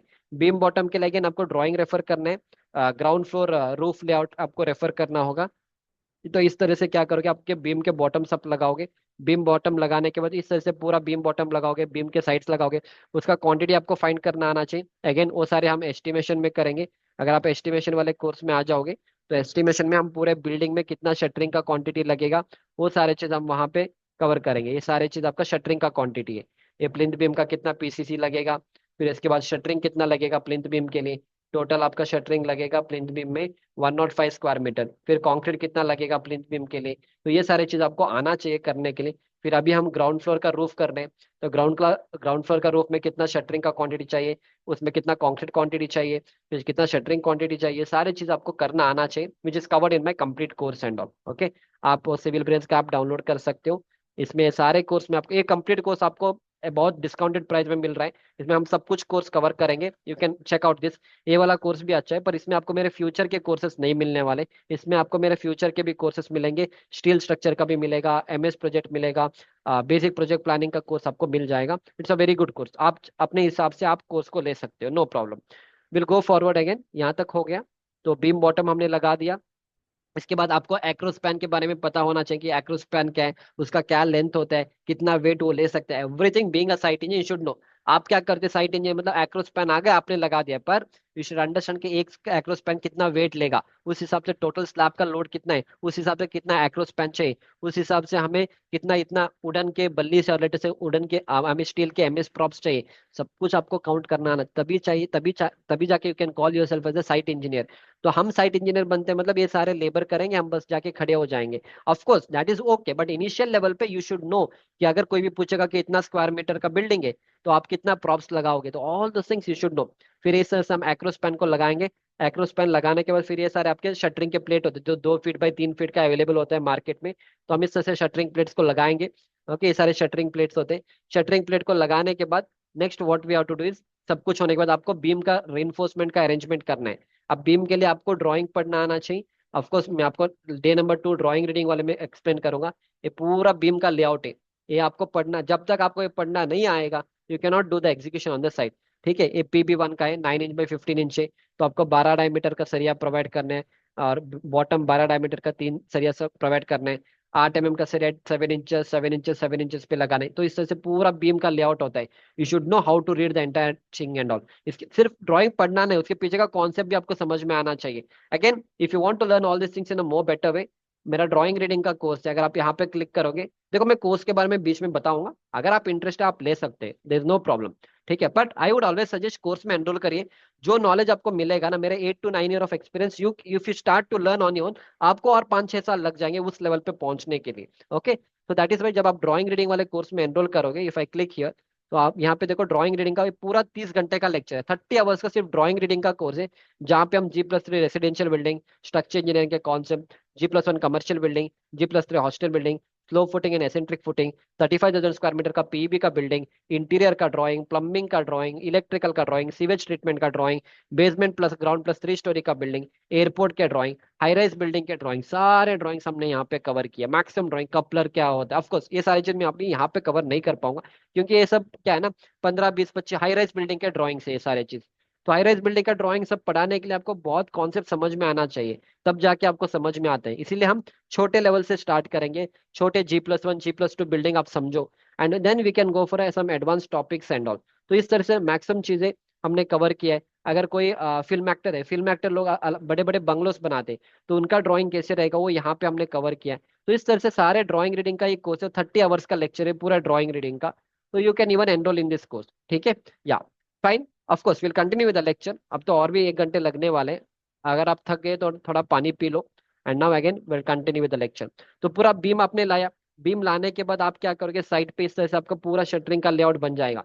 फिर आपको स्टीरअप करना, स्टीरअप का BBS करना आना चाहिए। इट्स वेरी सिंपल, स्टीरअप का BBS, जो हमारा क्वांटिटी एस्टिमेशन BBS वाला कोर्स है, वहां पे हमने उसको कवर किया है। I give you a small idea. या ये आपका एक्सेल शीट में आप इस तरह से बीम बनाओगे। ये बीम का साइज अगर आप दोगे, लेट से 300 बाई 400 का बीम है, और लेट से अगर आपका बीम 300 बाई 600 का है, तो बस अपने आप यहाँ पे वैल्यूज चेंज हो जाएगा। ओके, अगर लेट से इंस्टेड ऑफ 300 अगर आपका बीम लेट से 230 का है, तो होगा यहाँ पे आपका BBS रेडी हो गया। ये आप 172 रखिए, ये वाला 172, दिस इज 542 540। उस हिसाब से आपको कितना नंबर ऑफ बार चाहिए, कितना कटिंग लेंथ चाहिए, सब कुछ आप, ऑफ कोर्स ये सारी चीज मैं अपने कोर्स में पढ़ाऊंगा। मैं आपको शीट्स देने वाला बंदा नहीं हूँ, मैं आपको पूरा शीट बनाने के लिए सिखाऊंगा। अगर शीट्स देंगे तो वो आप फिर डेटा एंट्री वाले लोग बन जाएंगे। ओके, आपको डेटा एंट्री वाले जॉब नहीं करने, राइट। आपको इस तरह से शीट बनाना आ जाएगा, you will become a engineer, I will make you to become a engineer. Okay, otherwise आप सुपरवाइजर बनते रहोगे अपने लाइफ में। ठीक है, तो ये सारी चीज हम कवर करेंगे। तो टोटल कटिंग लेंथ मिलेगा, टोटल कटिंग लेंथ कितना मिलेगा, ये सारे चीज हम कवर करेंगे अपने बीबीएस वाले कोर्स में। तो आपको करना आना चाहिए, तभी जाके आप साइड पे इस तरह से बारबेंडर को लिख के दे सकते हो कि इसका कटिंग लेंथ इतना इतना होगा। ठीक है, फिर इसके बाद पूरा बार हम अरेंज करेंगे। अगर ये आपका PB1 लेट से, अगर ये फ्लोर बीम 1 है, फ्लोर बीम 2 है, जो जो आपको रिइंफोर्समेंट इस बीम के आसपास चाहिए सारे यहाँ पे लाके रखेंगे। लाके रखने के बाद then will start with execution वाला पार्ट। इस तरह से हम एक एक बार टॉप स्टील बॉटम स्टील लगाएंगे, स्टीरअप को लगाएंगे। ऑफ कोर्स ये सारी चीज मैं प्रैक्टिकली साइड से पढ़ाऊंगा, आगे थोड़ा थोड़ा वीडियो दिखा दूंगा, डोंट वरी। ठीक है, तो इस तरह से हम ये सारी चीज हमें करना है। फिर इसके बाद आपको एक कॉन्सेप्ट समझ में आना चाहिए, which is about a primary beam and secondary beam. Primary beam and secondary beam मतलब जो भी बीम आपका कॉलम टू कॉलम कनेक्ट होता है वो आपका प्राइमरी बीम होता है। जैसे एक बीम इस कॉलम से इस कॉलम, ये आपका प्राइमरी बीम होगा। अगर इस बीम के ऊपर अगर रेस्ट दिया, आपका सेकेंडरी बीम होता है। तो being a site engineer you should no, क्योंकि कभी भी आपका जो बीम होता है ना, सेकेंडरी बीम आपका प्राइमरी बीम के ऊपर आएगा। अगर ये आपका प्राइमरी बीम है तो प्राइमरी बीम, आपका जो सेकेंडरी बीम है प्राइमरी बीम के ऊपर होगा, तो सेकेंडरी बीम से लोड आपका प्राइमरी बीम में जाएगा। प्राइमरी बीम से जो आपका लोड है इस कॉलम और इस कॉलम के ऊपर आएगा। तो साइड पे आपको सही से डालना पड़ेगा, क्योंकि डिजाइनिंग वैसे किया जाता है। ठीक है, तो इस तरह से आपको आना चाहिए। देखो ये सारे आपके प्राइमरी बीम्स आएंगे। अगर आपके इसके बीच में करो कोई बीम लगाओगे यहाँ पे, तो ये आपका सेकेंडरी बीम बन जाएगा। तो like this is your secondary beam. क्यों ये सेकेंडरी बीम है? क्योंकि देखो ये जो बीम है आपका, ये इस बीम के ऊपर रेस्ट कर रहे हैं और इस बीम के ऊपर रेस्ट कर रहे हैं। तो ये आपका बीम इस बीम के ऊपर रेस्ट कर रहे हैं, तो this becomes your secondary beam. तो सेकेंडरी बीम में आप जब डिजाइनिंग करोगे, आपको टॉर्शन, आपको मोमेंट को रिलीज करना होगा, क्योंकि आपने सेकेंडरी बीम का मतलब ये आपका type of simply supported beam है। कॉलेज के टाइम में आपने सिंपली सपोर्टेड बीम पढ़ा था, practically this is simply supported beam. तो इसमें क्या होगा, आपका जब लोड आएगा it is going to deflect something like this. तो मैक्सिमम बेंडिंग आपका यहाँ पे आएगा, जो आपने कॉलेज में लिखा था WL²/8 आपने निकाला था ना, तो that is what you do. Okay, तो ये आपका सेकेंडरी बीम होता है। तो इन दैट केस आपको पूरा डेवलपमेंट लेंथ आपको देना नहीं होगा, आपको थोड़ा ही डेवलपमेंट लेंथ देना होता है। Again all this are the concepts, of course यहाँ पे तो मैं एक्सप्लेन नहीं कर पाऊंगा सब कुछ, उसके लिए मेरे को और आधे घंटे लगेंगे। पर ये सारे कॉन्सेप्ट है, बीइंग साइट इंजीनियर आपको इस लेवल पे थिंकिंग करना है। अगर आप सिर्फ जाके वहां पे ऊपर 3 सरिया है नीचे 3 सरिया है, ये तो बारबेंडर भी पड़ेगा, कॉन्ट्रैक्टर भी पड़ेगा। बीइंग अ इंजीनियर जैसे आप उस बीम को देखोगे ना, आपको उसका डिफ्लेक्शन, उसका बेंडिंग का चीजें आपको दिमाग में आना चाहिए, right? So that is when you can call yourself as a engineer. Otherwise सिर्फ वो ड्राइंग पढ़ना, anyone can do that, no problem. उसके लिए आप सुपरवाइजर ही हो, you are not a engineer. You cannot call yourself as a engineer. You can call yourself as a engineer when you actually know the technical reasons behind it, when you can deliver the solutions on the site. ठीक है, fine. तो ये सारे आपके secondary beams होते हैं। जैसे ये आपका एक एंड आपका इस कॉलम के ऊपर है, दूसरा एंड आपका इस बीम के ऊपर रेस्ट हो रहा है, so this becomes your secondary beam. Again depend करेगा, अगर आप डेवलपमेंट लेंथ प्रोवाइड कंप्लीटली करोगे then it will act like a fixed beam only. ठीक है, फाइन। तो एक इस तरह से आपको वन बाय वन सारे बीम्स को अरेंजमेंट करना होगा। Then there is a concept behind all this things. Again वो कॉन्सेप्ट के पीछे हम नहीं जाएंगे, क्योंकि जब आप मेरे कोर्स में एनरोल करोगे मैं आपको एक्सप्लेन करूंगा ये सरिया आते कहाँ से। उसके लिए आपको एक कैलकुलेशन करना आना चाहिए। जैसे for example what I am trying to tell is, complete course में हम आपको एक्सप्लेन करेंगे 12 डायमीटर का सरिया क्यों किया, 16 का क्यों नहीं है। यहाँ पे 12 का 3 क्यों क्यों है, यहाँ पे 16 का 2 क्यों नहीं है, 20 का 2 क्यों नहीं है। उसके पीछे सब लॉजिक होता है, आपको एरिया ऑफ स्टील समझना होता है। वो सारे इंजीनियरिंग के कॉन्सेप्ट वहां पे लगते हैं। वो सारे चीज हम यहाँ पे एक्सप्लेन करें। And now I not get into it. जब भी आप बार को, ये आपका स्टीरअप होता है, तो स्टीरअप का जो आपका ये डिग्री है ना, अगर नॉर्मल छोटे मोटे स्ट्रक्चर बनाते हो तो 90 डिग्री का बेंड करके तो चलेगा। ये 135 डिग्री तभी आपको करना है जब आप अर्थक्वेक रेजिस्टेंट स्ट्रक्चर बनाते हो, जब आप अर्थक्वेक जोन में अपने स्ट्रक्चर को लगा रहे हो। अकॉर्डिंग टू IS 13920 आपको 135 में बेंड करना है। नॉर्मल SP 34 के हिसाब से अगर आप 90 डिग्री का बेंड करोगे, G+1 G+2 बिल्डिंग, जो which is not in the earthquake zone, it is okay, no problem. पर अगर आप 135 में कर सकते हो तो ऑलवेज बेटर। अगर आप 135 पे कर सकते हो तो ऑलवेज बेटर। नहीं करोगे चलेगा only in non earthquake zone. Earthquake zone में तो आपको 135 करना ही करना है। एंड ये जो हुक लेंथ होता है आपको मिनिमम 75 में आपको रखना होगा, otherwise 10 times the diameter of the bar you are to do. Okay, that's how it is, fine. तो इसके बाद जब मैं पढ़ाता हूँ आपको प्रैक्टिकली साइड से इस तरह से इमेजेस दिखाऊंगा। अगर ये वाला एक बीम है तो ये प्रैक्टिकली इमेज आपका बीम के साथ कैसे अलाइन होगा। ये आपका टॉप लेफ्ट एक्स्ट्रा है, टॉप राइट एक्स्ट्रा है, बॉटम कर्टेल है, this are the things which you should understand.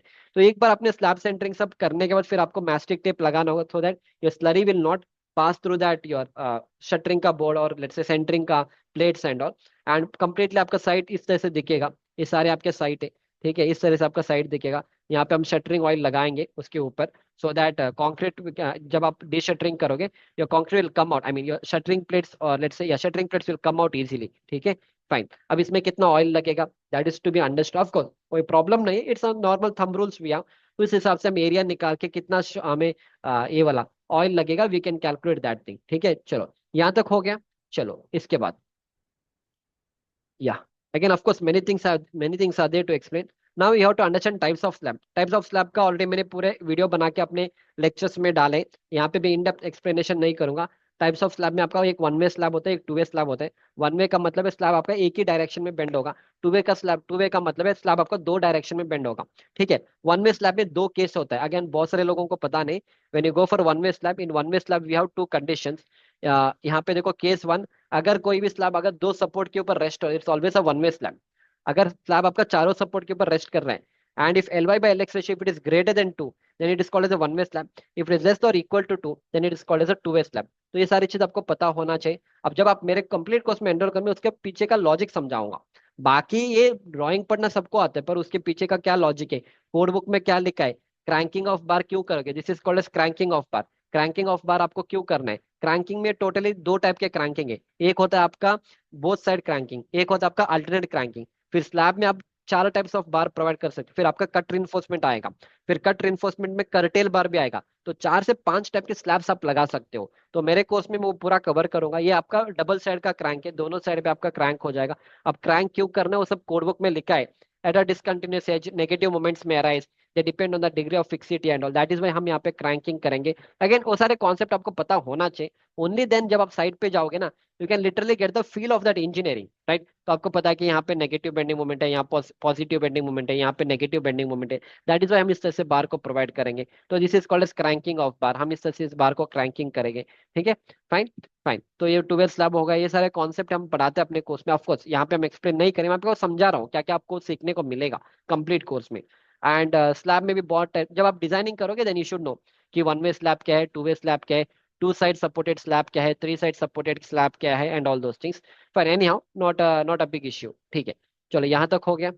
एक बार स्लैब का भी हो गया। नेक्स्ट फाइन, एक बार स्लैब होने के बाद, सब कुछ होने के बाद, नेक्स्ट हम क्या करेंगे, इलेक्ट्रिकल के जो कॉन्ड्यूक्ट लेइंग होता है, ये सब 2 दिन का खेल होता है। 2-3 दिन में आप इसको लगा सकते हो साइड पे। इस तरह से हम इलेक्ट्रिकल के पूरे कॉन्ड्यूक्ट को लगा देंगे। ओके, उसके लिए इलेक्ट्रिकल का ड्राइंग पढ़ना आना चाहिए। मेरे कंप्लीट कोर्स में मैंने कवर किया है। ऑफकोर्स डे नंबर 2 में थोड़ा आपको इलेक्ट्रिकल का ड्राइंग भी मैं आपको समझा दूंगा, डोंट वरी। ठीक है, फाइन। तो ये सारे आपके ये सारे आपके टू वे स्लैब से, टू वे स्लैब में आपका बेंडिंग दोनों डायरेक्शन में होगा। Okay, so that means your negative bending moment will be something like this.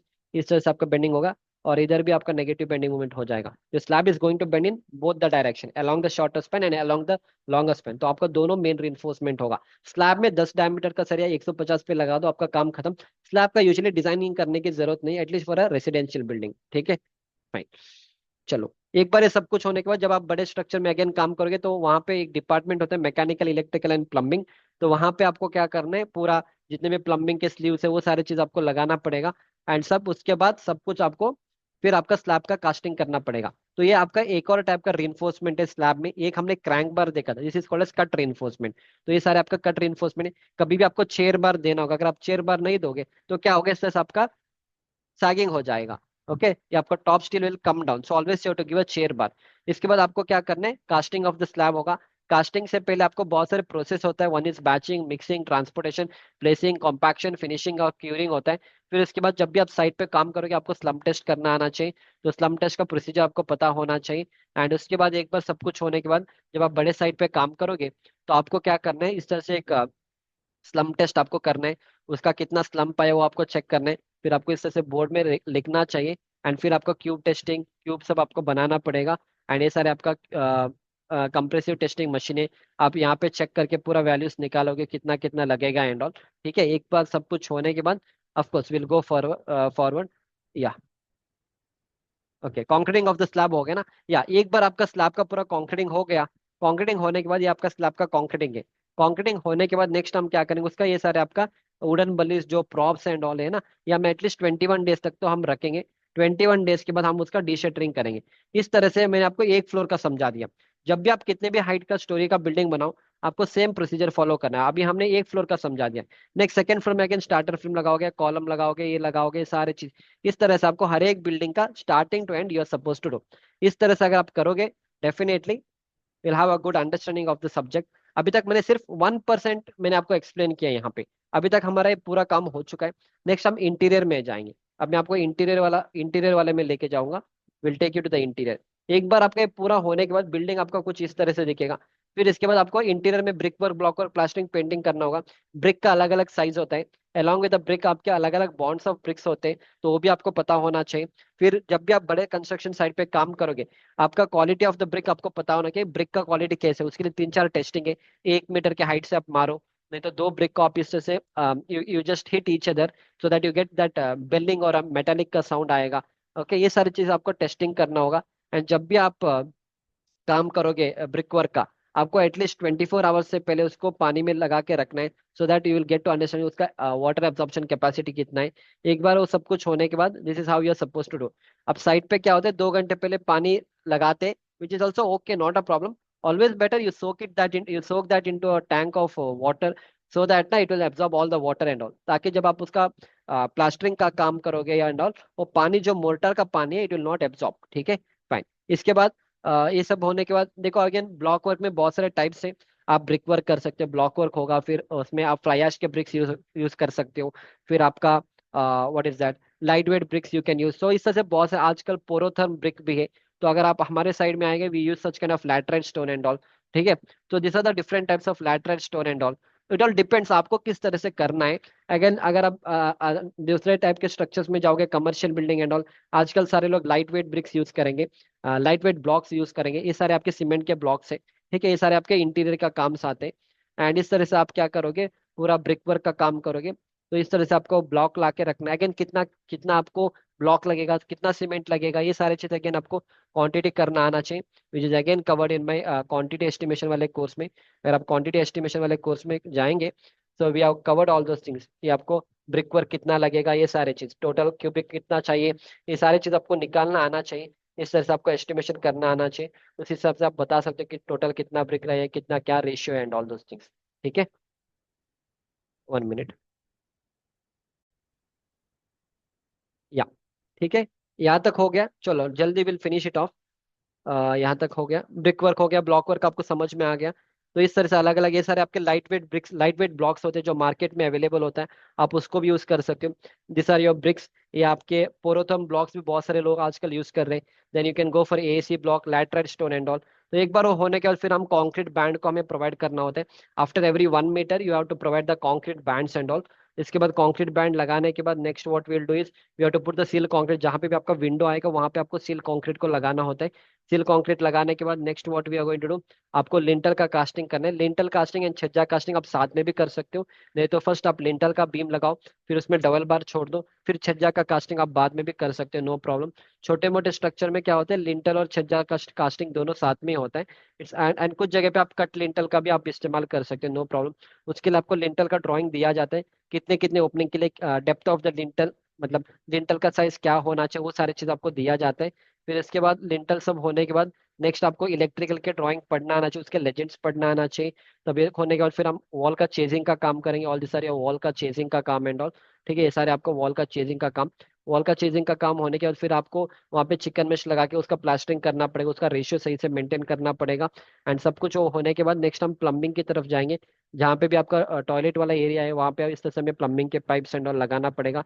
ये आपके प्लम्बिंग वाला एरिया है।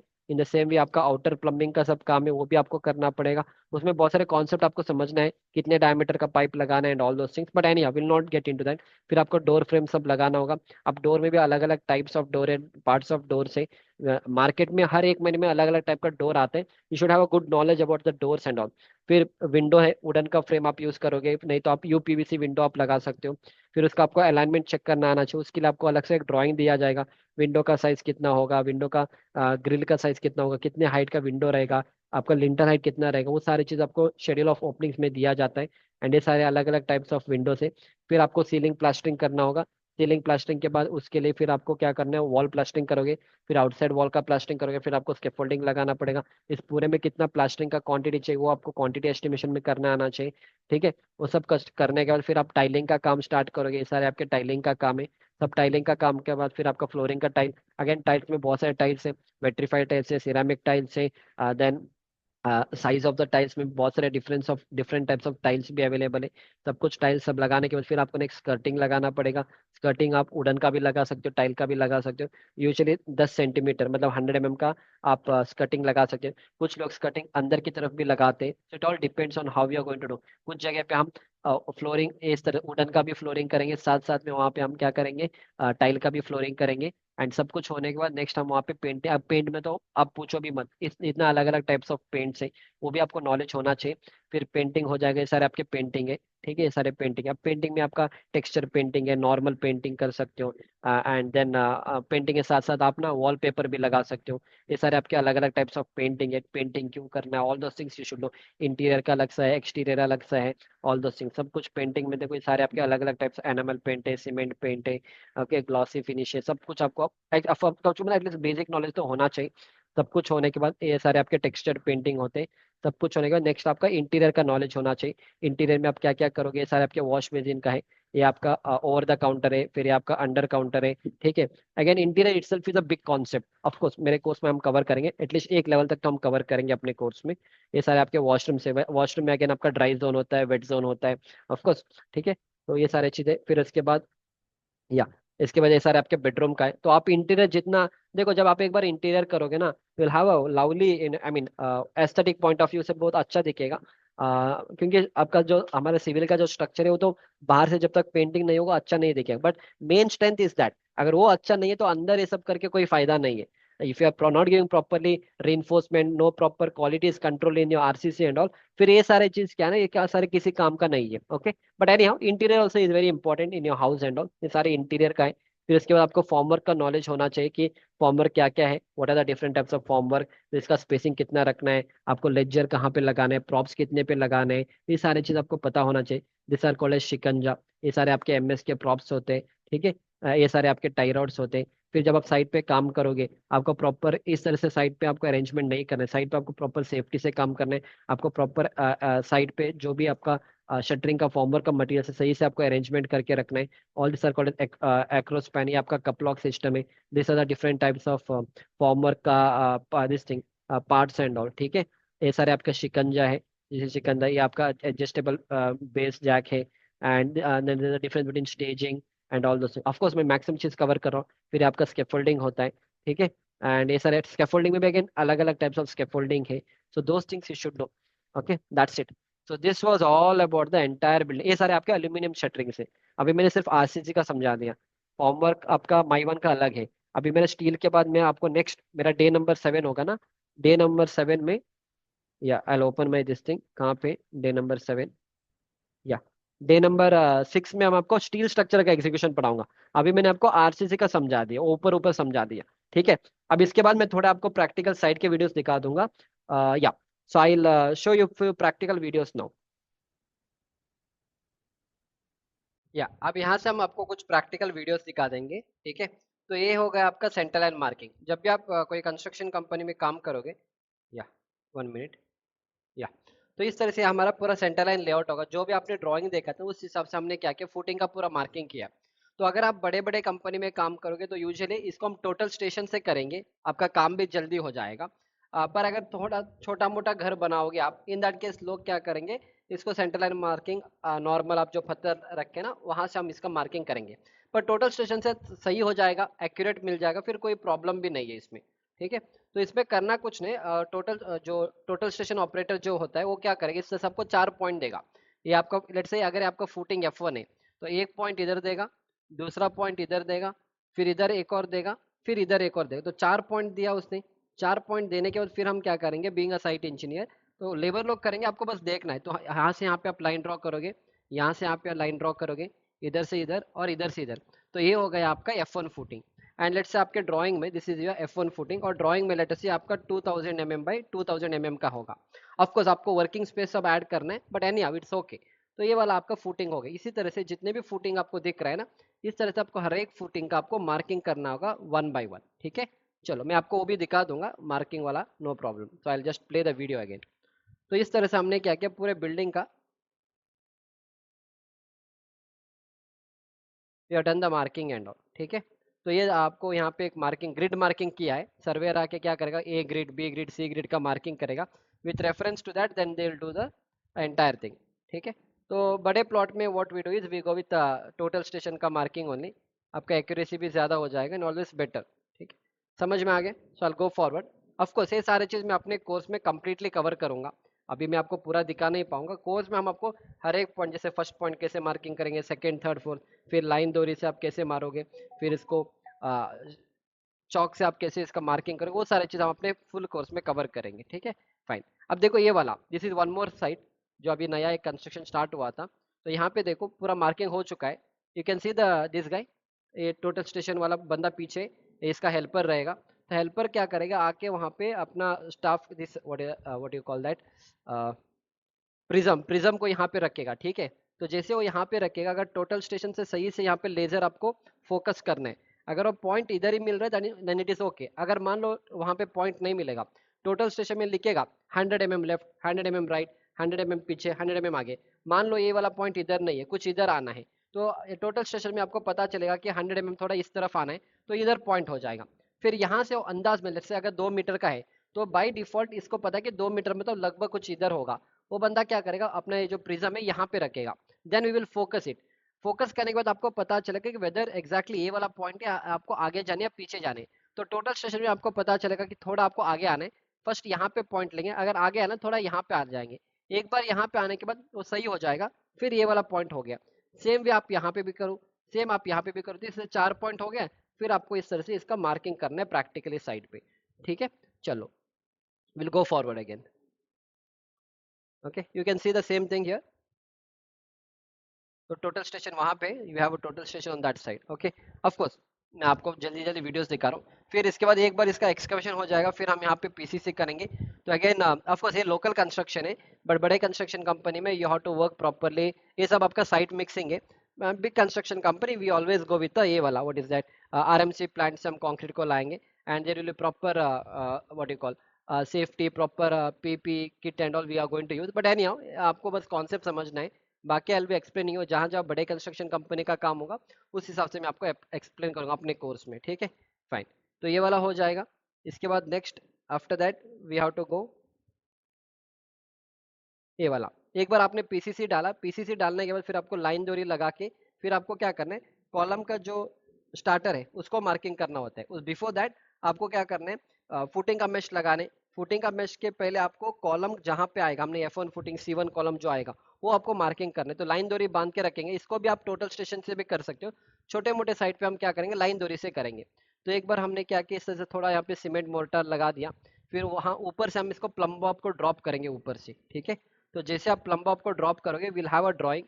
ड्राइंग के हिसाब से हमें पता है कि 9 इंच बाई 18 इंच का कॉलम है, 9 बाई 15 का कॉलम है। तो ये आपका सेंटर, ग्रिड का सेंटर होगा। यहाँ से हम इसको ड्रॉप करेंगे same to same line, and फिर हम क्या करेंगे, one by one will do the marking of this. ठीक है, मैं थोड़ा आगे लूंगा, तो इस तरह से हम करेंगे। तो एक पूरा आपको लाइन मिल जाएगा, और ड्रॉप करेगा, ड्रॉप करने के बाद आपको पूरा एक लाइन मिल जाएगा। Will have to draw one straight line. तो एक बार पूरा स्ट्रेट लाइन आने के बाद, so this is called as 90 degree, और you can call it as a mason square. Okay, तो इस तरह से आपको एक जो ग्रिड लाइन आपके ड्राइंग में, same to same grid line हमारा अभी ऊपर है ना, हमें नीचे ग्रिड लाइन चाहिए। So same line we are drawing in the bottom, that's it what we are trying to do. ठीक है, तो इस तरह से हमें एक लाइन ड्रॉ करना पड़ेगा, ये आपका सेंटर लाइन हो जाएगा। फिर आपको पता है कि यहाँ से इसके सेंटर से आपको ये आपका स्टीरअप है। Again this is not a right construction practice, but छोटे मोटे कंस्ट्रक्शन साइट में चल जाते हैं। बड़े कंस्ट्रक्शन साइट में क्या होता है, आपका टोटल स्टेशन से डायरेक्टली मार्किंग हो जाएगा, एंड फिर आप स्टीरअप सब बनाओ वहाँ पे, and you can do that. But छोटे साइट में we can not bring total station all the time. तो in that case what we will do is will just prepare a small ये वाला कॉलम का जो है बीबीएस बना, स्टीरअप का बीबीएस बनाएंगे, एंड उसी को हम क्या करेंगे, लेके आके यहाँ पे इस तरह से इंसर्ट करेंगे। ठीक है, तो इसका एग्जैक्टली सेंटर, इसका सेंटर, इसका सेंटर, इसका सेंटर आपको मैच कराना है, and then what will happen is आपका पूरा एक कॉलम हो गया। ठीक है, अब क्या, कॉलम के रिइंफोर्समेंट आप इधर ही लगाओगे, जैसे if I keep it here, ये जो कॉलम का रिइंफोर्समेंट आने वाला है आपका, जो column reinforcement will come like this. ये वाला कॉलम का रिइंफोर्समेंट आएगा, एल ऐसा मुड़ेगा, दूसरा कॉलम रिइंफोर्समेंट ऐसा आएगा, ऐसा मुड़ेगा। तो इस तरह से आप यहाँ पे आपका जो फुटिंग का मेश एंड कॉलम का जो रिइंफोर्समेंट है, you are going to keep it here. ठीक है, फाइन। इसके बाद will go to next thing. तो उसके बाद देखो अगेन, दैट्स फाइन, आपको कॉन्सेप्ट समझाने के लिए काफी है, but again not a right construction practice. ठीक है, अब क्या करेंगे, एक बार करने के बाद फिर हम यहाँ पे फुटिंग मेश लगाएंगे। फुटिंग मेश लगाने से पहले आपको कवर ब्लॉक रखना पड़ेगा, इसको सही से क्लीनिंग एंड ऑल करना पड़ेगा, बट अगेन छोटे मोटे साइड पे नहीं किया जाता है. So when you people start to do the construction and all, don't do such kind of constructions and all, always do a good construction. तो यहाँ पे इससे देखो कॉलम का रिइंफोर्समेंट हम लेके आएंगे, इसको लेके आके यहाँ पे हम फिक्स करेंगे कॉलम के रिइंफोर्समेंट. ये हमने कॉलम का मार्किंग किया था वहाँ पे, तो एग्जैक्टली उसके ऊपर ही हम अपने कॉलम को रखेंगे. एंड कॉलम को रखने के बाद फिर हम इसको बाइंडिंग वायर से थोड़ा बांधेंगे. एंड बांधने के बाद फिर व्हाट विल इसका मतलब ये सही से आपको प्लम चेक करना होगा. ठीक है, तो ये सही से आपको प्लम, आपको यू शुड मेक श्योर कि आपका कॉलम एक्जैक्टली स्ट्रेट है, it's not tilted here and there. So you have to check the plumb and all. So once you check the plumb and all, your column is ready. I will show you one more image. तो again ये आपका footing का mash ऐसे बांधा जाता है. तो यहाँ पे भी देखो उसका मार्किंग किया है. ठीक है, कॉलम का मार्किंग, ये भी कॉलम का मार्किंग है. तो इसका पूरा बीबीएस करना आना चाहिए, इसमें टोटल कितना स्टील लगेगा, कितना केजी का स्टील लगेगा. इट्स वेरी सिंपल, बीबीएस कोई भी कर लेगा. ठीक है, वो आपको डे नंबर 3 में हम समझा देंगे आपको फुटिंग का बीबीएस कैसे करना है. ठीक है, तो ये सारे कवर ब्लॉक आपको सही से प्रोवाइड करना है. Then being a site engineer आपको देखना है कि इसमें कितना स्टील जा रहा है, कितना बाइंडिंग वायर जा रहा है. ये दो एक हेल्पर, लेट्स से एक बार बेंडर और दो हेल्पर, कितना स्टील या कितना स्क्वायर मीटर या लेट्स से कितना स्क्वायर फीट का शटरिंग बांध सकता है. All this things you should see. फिर ये आपका कॉलम का है. तो अगेन कॉलम क्या करेंगे, इस तरह से आपको बांधना पड़ेगा कॉलम का. इस साइड पे हम करेंगे ये सारी चीज. तो ये सारे आपके लैटरल, उसको ड्राइंग है आपके पास, तो ड्राइंग के हिसाब से we are going to do all this things. ठीक है, चल गो फॉरवर्ड अगेन. तो इस तरह से हमें सारी चीज़ हम बांध देंगे. फिर ये आपका एक लिंक्स होता है, तो ये सब डिपेंड करेगा. इस पे 34 के कोड बुक में लिखा है कि आपको लैटरल टेस्ट कितना प्रोवाइड करना है and all. Of course day number 2 में हम इसको कवर करेंगे, मैं थोड़ा आपको आइडिया दूंगा ये सब कहाँ से आते हैं एंड ऑल दोस थिंग्स. ठीक है,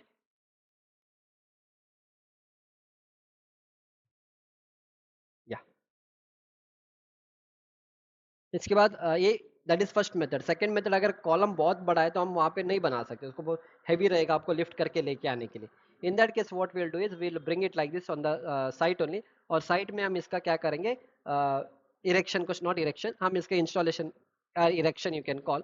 ओके, इंस्टॉलिंग और let's say erection of the column you can start. फिर इस कॉलम में आप सारे लिखोगे कि कहाँ कहाँ आपका स्टीरअप आएगा. लेट्स से लैटरल टाइस 150 150 150 पे आएगा, तो आप मार्किंग करोगे 150 150 150 का. एंड सारे नंबर ऑफ स्टीरअप आप एक बार नीचे लेके जाओगे. And then you are going to fix it one by one. ठीक है, तो आपको देखना है 2 बार 4 बार किसके बीच में कहाँ पे बार है, वो सब आपको देख के और टू डू. अगर पूरा मास्टर रिंग है तो पूरे 8 बार से आपको पास करना है.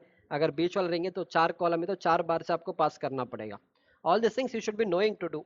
ओके,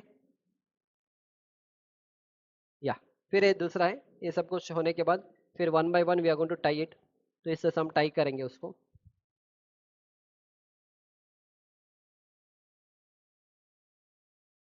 ठीक है, तो ये सारे आपका फुटिंग का मेश बन चुका है. कॉलम का इस तरह से हम वन बाय वन बांधेंगे, यहाँ पे मार्किंग करके रखा है. Then you have to do all those things. ठीक है, one by one will have to arrange it. तो अभी ठीक है, फिर उसके बाद क्या हो गया, फुल आपका फुटिंग का हो जाएगा, फुटिंग का मेश. फिर कॉलम भी आपने बांध दिया, तो ये आपका completely footing will look something like this. ये डबल मेश वाला है, that is any how it's okay. Usually bottom mesh एक ही आता है, बट यहाँ पे हमने डबल मेश का किया था वहाँ पे, क्योंकि फुटिंग का डेप्थ भी थोड़ा ज़्यादा था हमारा. तो वी हैव डन ना डबल मेश वाला. तो इससे से पूरा हमने ख़त्म कर लिया. And that's how it is. ठीक है, तो वन बाय वन इसके बाद आपको शटरिंग करना पड़ेगा. शटरिंग करने के बाद next you have to go for concreting of this. तो ये सारे चीज़ हमने. इसके बाद जब आप वो मार्किंग करोगे ना, तो ये एक और मार्किंग है. जैसे एक मार्किंग तो आप नॉर्मल स्टीरअप लगा के अपने मार्किंग किया. अगर टोटल स्टेशन से क्या होगा, ये आपको लेजर का बीम दिख रहा है ना, तो ये यहाँ पे पॉइंट मिलेगा आपको. ठीक है, तो दिस इज वन पॉइंट. इसके बाद नेक्स्ट पॉइंट आपको एक और पॉइंट मिलेगा, दिस इज सेकेंड पॉइंट. ये आपका सेकेंड पॉइंट है. ठीक है, लेजर का सेकेंड पॉइंट आपको दिख रहा है. इन द सेम वे अब हम नापेंगे डिस्टेंस. लेट्स से कॉलम अगर आपका 9 इंच बाई 18 इंच का है, तो हम यहाँ पे देखो 9 इंच दिख रहा है ना, ये वाला 9 इंच है. एंड फिर इसके बाद ये वाला आपको लगभग कितना है, ये आपका 9 इंच का है. This is 9 inch. ये भी आपका 9 इंच का है, 9 इंच का है. तो आपका एक ultimately surveyor has given us the point column के लिए. सो 1 2 3 एंड ये वाला 4. तो लेट्स से अगर ये 9 इंच है, लेट्स से अगर ये आपका 18 इंच का होगा, तो आपका कॉलम का हो जाएगा यहाँ पे. फिर इसके बाद हम क्या करेंगे, we are going to line, यहाँ पे सीमेंट थोड़ा लगा के यहाँ पे हम फिर उसका मार्किंग करेंगे. ठीक है, तो इस तरह से आपको पूरा ये सब डिपेंड करेगा आप कैसे, अगर सर्वेयर को ला के करोगे, this is a method what you are suppose to adopt.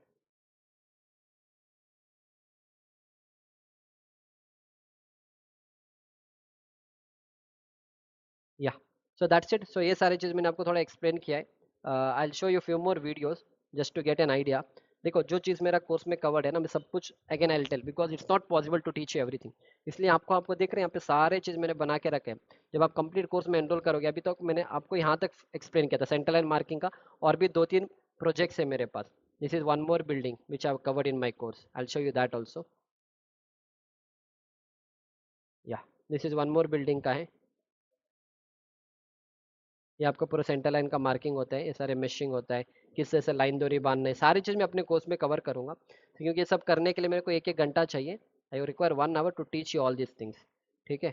Yeah so again along with that next we are going, अब इसके साथ हम एक अपार्टमेंट कंस्ट्रक्शन का भी एक कवर करेंगे। तो in apartment construction you will be understanding lot of things and all. ये आपका पूरा अपार्टमेंट कंस्ट्रक्शन का प्रोजेक्ट है। So we'll also try to cover such kind of topics also in our entire course.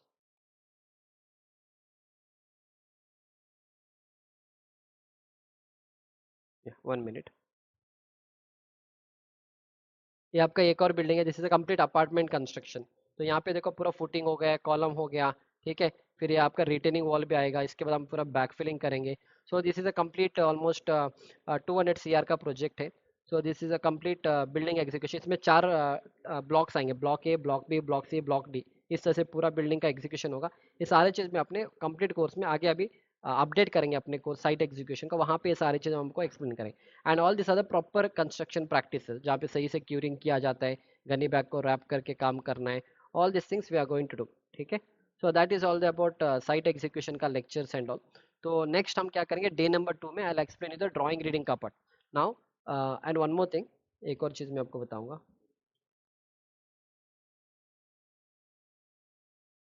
या जब आप कंप्लीट कोर्स में enrol करोगे ना, तो जैसे for example if I go back to this course, और अगर आपको सिर्फ साइट एग्जीक्यूशन लेना है, तो ये वाला कोर्स आप ले सकते हो जो अभी मैं पढ़ा रहा हूँ। तो ये दिस इज आपको 1500 इसका प्राइस है, but on discount you are getting it for 999 rupees. अगर आप हिंदी लैंग्वेज में आओगे, whatever I am explaining right now, ये सारे चीज़ जो मैं आपको पढ़ा रहा हूँ ना, सारी चीज़ आपको इस वाले कोर्स में मिल जाएगा, जहाँ पे हर एक चीज़ मैं आपको प्रैक्टिकली साइट पे 1 by 1 practically from the side we are going to do. अगर आप ऑफलाइन ट्रेनिंग में भी जाओगे, people can not teach you all this things 2 months and 3 months. ये सब हमारे 1-1 साल, 1.5-1.5 साल का प्रोजेक्ट है। तो पूरे 1.5 साल का प्रोजेक्ट को मैंने रिकॉर्डिंग करके इस तरह से आपको मैं हर एक चीज़ स्टेप बाय स्टेप किस तरह से करना है, each and everything, centre line का मार्किंग आप कैसे करोगे, ईच एंड एवरीथिंग आपको दिख रहा है ना, हर एक चीज़ यहाँ पे प्रैक्टिकली से हम पढ़ाएंगे आपको। तो preparation of the plinth beam PCC क्या होगा, किस तरह से आपको करना है। So all this are recorded sessions, जहाँ पे मैंने आपको अभी थोड़ा एक्सप्लेन किया था, वो सारी चीज़ मैं आपको ड्राइंग के साथ एक्सप्लेन कर रहा हूँ। अभी मैं आपको ड्राइंग एक्सप्लेन नहीं कर रहा हूँ यहाँ पे, right. So in this way each and everything in the same way आपको मैं कुछ स्लैब, अभी तक हम स्लैब पे गए नहीं, क्योंकि स्लैब के लिए फिर 2-2 3-3 हावर्स का लेक्चर चाहिए स्लैब का रिइंफोर्समेंट के लिए। तो स्लैब हम आपको इस तरह से पढ़ाएंगे, this is my entire slab वाला रिकॉर्डिंग, जहाँ पे हमको प्रैक्टिकली साइड से 1 by 1 इस तरह से हम आपको पूरे बीम का रिइंफोर्समेंट आप कैसे लगाओगे, स्लैब का रिइंफोर्समेंट आप कैसे लगाओगे, ईच एंड एवरीथिंग जो दिख रहा है ना आपको, काम किस तरह से किया जाता है, ये सारे काम। ठीक है। यू कैन सी ये सब मार्किंग हम आपको पढ़ाएंगे। ऑफलाइन ट्रेनिंग में क्या होगा, ये सब बांधने के बाद आपको लेके जाएंगे, और भी आपको 10,000, 15, 20,000 की ट्रेनिंग दिया जाता है वो, राइट। पर in my course, with help of this course, and I am going to cover more than 4 to 5 6 at least 4-5 building तो मैंने कवर करके दिया है। और इसमें हम commercial building, residential building, in future इसमें हाई राइज बिल्डिंग का भी कवर हो जाएगा। ठीक है। तो यहाँ पे देखो हर एक चीज़ आप मार्किंग कैसे करोगे, सारे चीज़ हम आपको प्रैक्टिकली साइट से पढ़ा रहे, राइट। वहाँ पे साइट ऑफलाइन ट्रेनिंग में क्या होगा, ये सारी चीज़ आपको पढ़ाएंगे नहीं, वहाँ पे सब बांधने के बाद आपको स्लैब पे लेके जाएंगे। यार ईच एंड एवरीथिंग, फिर ड्राइंग के पीछे का लॉजिक क्या है, L/3 कहाँ पे यूज़ करना है, L/4 कहाँ पे यूज़ करना है, each and everything which offline trainings are not able to teach you, वो सारी चीज़ हम आपको ऑनलाइन में कवर करके देंगे। सो that is how it is. मैं आपको कुछ और चीज़ें यहाँ पे दिखा दूंगा, गिव मी अ मिनट। या ये सारे आपके प्रैक्टिकल वीडियोस है, सारे चीज़ में यहाँ पे practical videos, practical video of starter column marking. ये देखो, ये आपको पूरा मार्किंग है, स्टार्टर फ्रेम का मार्किंग आप कैसे करोगे प्रैक्टिकली साइड से। You can see all this things ना, इस तरह से हर एक चीज़ हमने साइड से कवर किया है।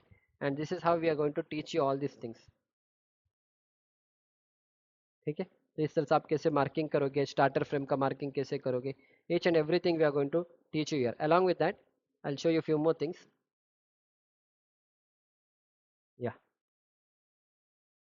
इसमें interior manual, brick work, block work, plastering, painting, इसमें सब कुछ कवर हो जाएगा।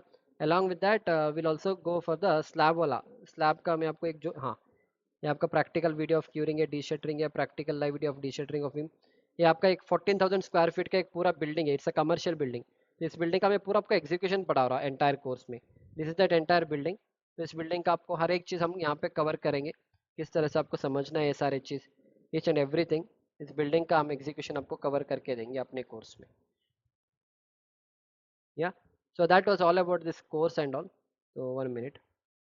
या तो आप मेरा सिविल ब्रेंस का ऐप डाउनलोड करिए, एंड इस सिविल ब्रेंस ऐप में आपको ये कोर्स मिल जाएगा। I definitely welcome you to enrol in the course. And हम डे नंबर 2 में will go to the drawing reading वाला course, will understand about the drawing reading and all. And last one more point which I want to tell, और ये सारे students का reviews है जिसने मेरे कंप्लीट कोर्स में एनरोल किया है। I enrolled for construction manager master in 6 months। First of all thank you for so much for offering this courses. Okay, this are my students working on G+3 storey का building. इसने मेरा course complete किया था, directly went for the interview, and he on the spot only they selected him. First the site engineer, then the senior engineer interview me and selected me and told to join from that moment only। मेरा एक student है जिसने मेरा एक basic course लिया था, उसने कहा कि मैंने दूसरी जगह से कोर्स लिया है, पर आपके जैसा कोई नहीं पढ़ाता, ये हमने देख लिया उस कोर्स से लेके। Okay, so you can see all the reviews given by the students. और ये वाला कुछ रिव्यूज है। ही गॉट सिलेक्टेड, 6 लोग गए थे इंटरव्यू के लिए। The student who I train, he got selected। of course it's not only because of me, he also had done all the hard work and all। but yeah, जो knowledge आपको चाहिए if you're a fresher having 1 year of experience and all, so these are the kind of reviews that my students have given। तो आप यहाँ पे देख, all courses are wonderful. मैं आपको कुछ ऐसे रिव्यूज दिखा दूंगा। I already currently working in construction field, but I attended your construction site engineer mastery course, after that gain all deep knowledge of construction। so really comprehensive course, not just any marketing course, very deep technical knowledge has been imparted। so these are my students जो मेरा online classes के through ना, they're able to do the footing marking। और मैंने आपको जो पढ़ाया था अभी, सारे चीज़ my students through the online course, they were able to do the marking on the site and all। and few of my students are working in Saudi and all। I got job abroad in my first interview। okay, thank you so much sir for your wonderful videos। so you can see this reviews यहाँ पे, ये वाले आप reviews देख ले। all these are the reviews। our site engineer from the contractor side need this course, I suggested them। after attending your 6 months construction manager master course, even the 11 will become a professional civil engineer। तो इस तरह से few of my students are working in Dubai, या सारे Dubai वाले students हैं। these are the students those have enrolled in my course and all। okay, you can see the student, you can see this particular reviews। Sir मैंने बहुत से courses लिए हैं, but आपके कोर्स का कंटेंट डिफरेंट है, and all are practical based, real project and explanation भी ज़बरदस्त है। Okay, I am a site engineer, this course help me immensely, I am grateful to the teacher to put this much effort. Everything is covered in this lecture for a site engineer. Few of my students are working in L, this is in 2022 का review है। Okay, या so मैं आपको, yeah, all these are the reviews। I was a frustrated civil engineer earlier when I don't know about your course। fortunately while searching I got to know about your course। sir I gave interview on Saturday, today I got selected। तो सारे students का review है, one by one you can go through the reviews, so that आपको पता चलेगा कि आप किस लेवल। ऑफ कोर्स मैंने अभी ऑलमोस्ट 1 घंटे में आपको बहुत सारी चीज़ें समझा दिया है, एंड माई एंटायर कोर्स जो है वो तो लगभग 60 आवर्स का लेक्चर है, जो मैं आपको प्रैक्टिकली साइड से पढ़ाता हूँ। इसमें हम अपार्टमेंट कंस्ट्रक्शन, आगे जाके प्रीकास्ट, आगे जाके हाई राइज बिल्डिंग, वो भी हम इसमें कवर करने वाले हैं। And this are the students those are given the reviews. Site engineer वाले lectures are awesome, the course is really awesome, I am happy with the content sir. Okay, few of my students are getting a salary of 29,000 30,000 with 1.5 year of experience and all। ठीक है, so I definitely welcome you, download my Civil Brains app. And ये वाला course में offer चल रहा है, again you never get this for 6,999। ये आपको 10,000 रुपये का पड़ेगा जनवरी के बाद। It's a very good course which contains all my lecture, site execution, estimation, drawing reading, basic project learning, सब कुछ मिल जाएगा। एंड इन डे नंबर 2 में don't miss it, subscribe to my channel. Day number 2 में हम एक आपको drawing reading वाले course में लेके जाएंगे, जहाँ पे हम आपको electrical, sorry, footing, column, beam, slab, staircase, brickwork, blockwork, पूरा ड्राइंग, इलेक्ट्रिकल, प्लम्बिंग के ड्राइंग्स, फिर जितने भी की पॉइंट्स वो समझेंगे। Maximum drawings will try to cover in the day number 2। So subscribe to my channel and इसको share करिए अपने फ्रेंड्स के साथ, and I see you back in the day number 2। Thank you.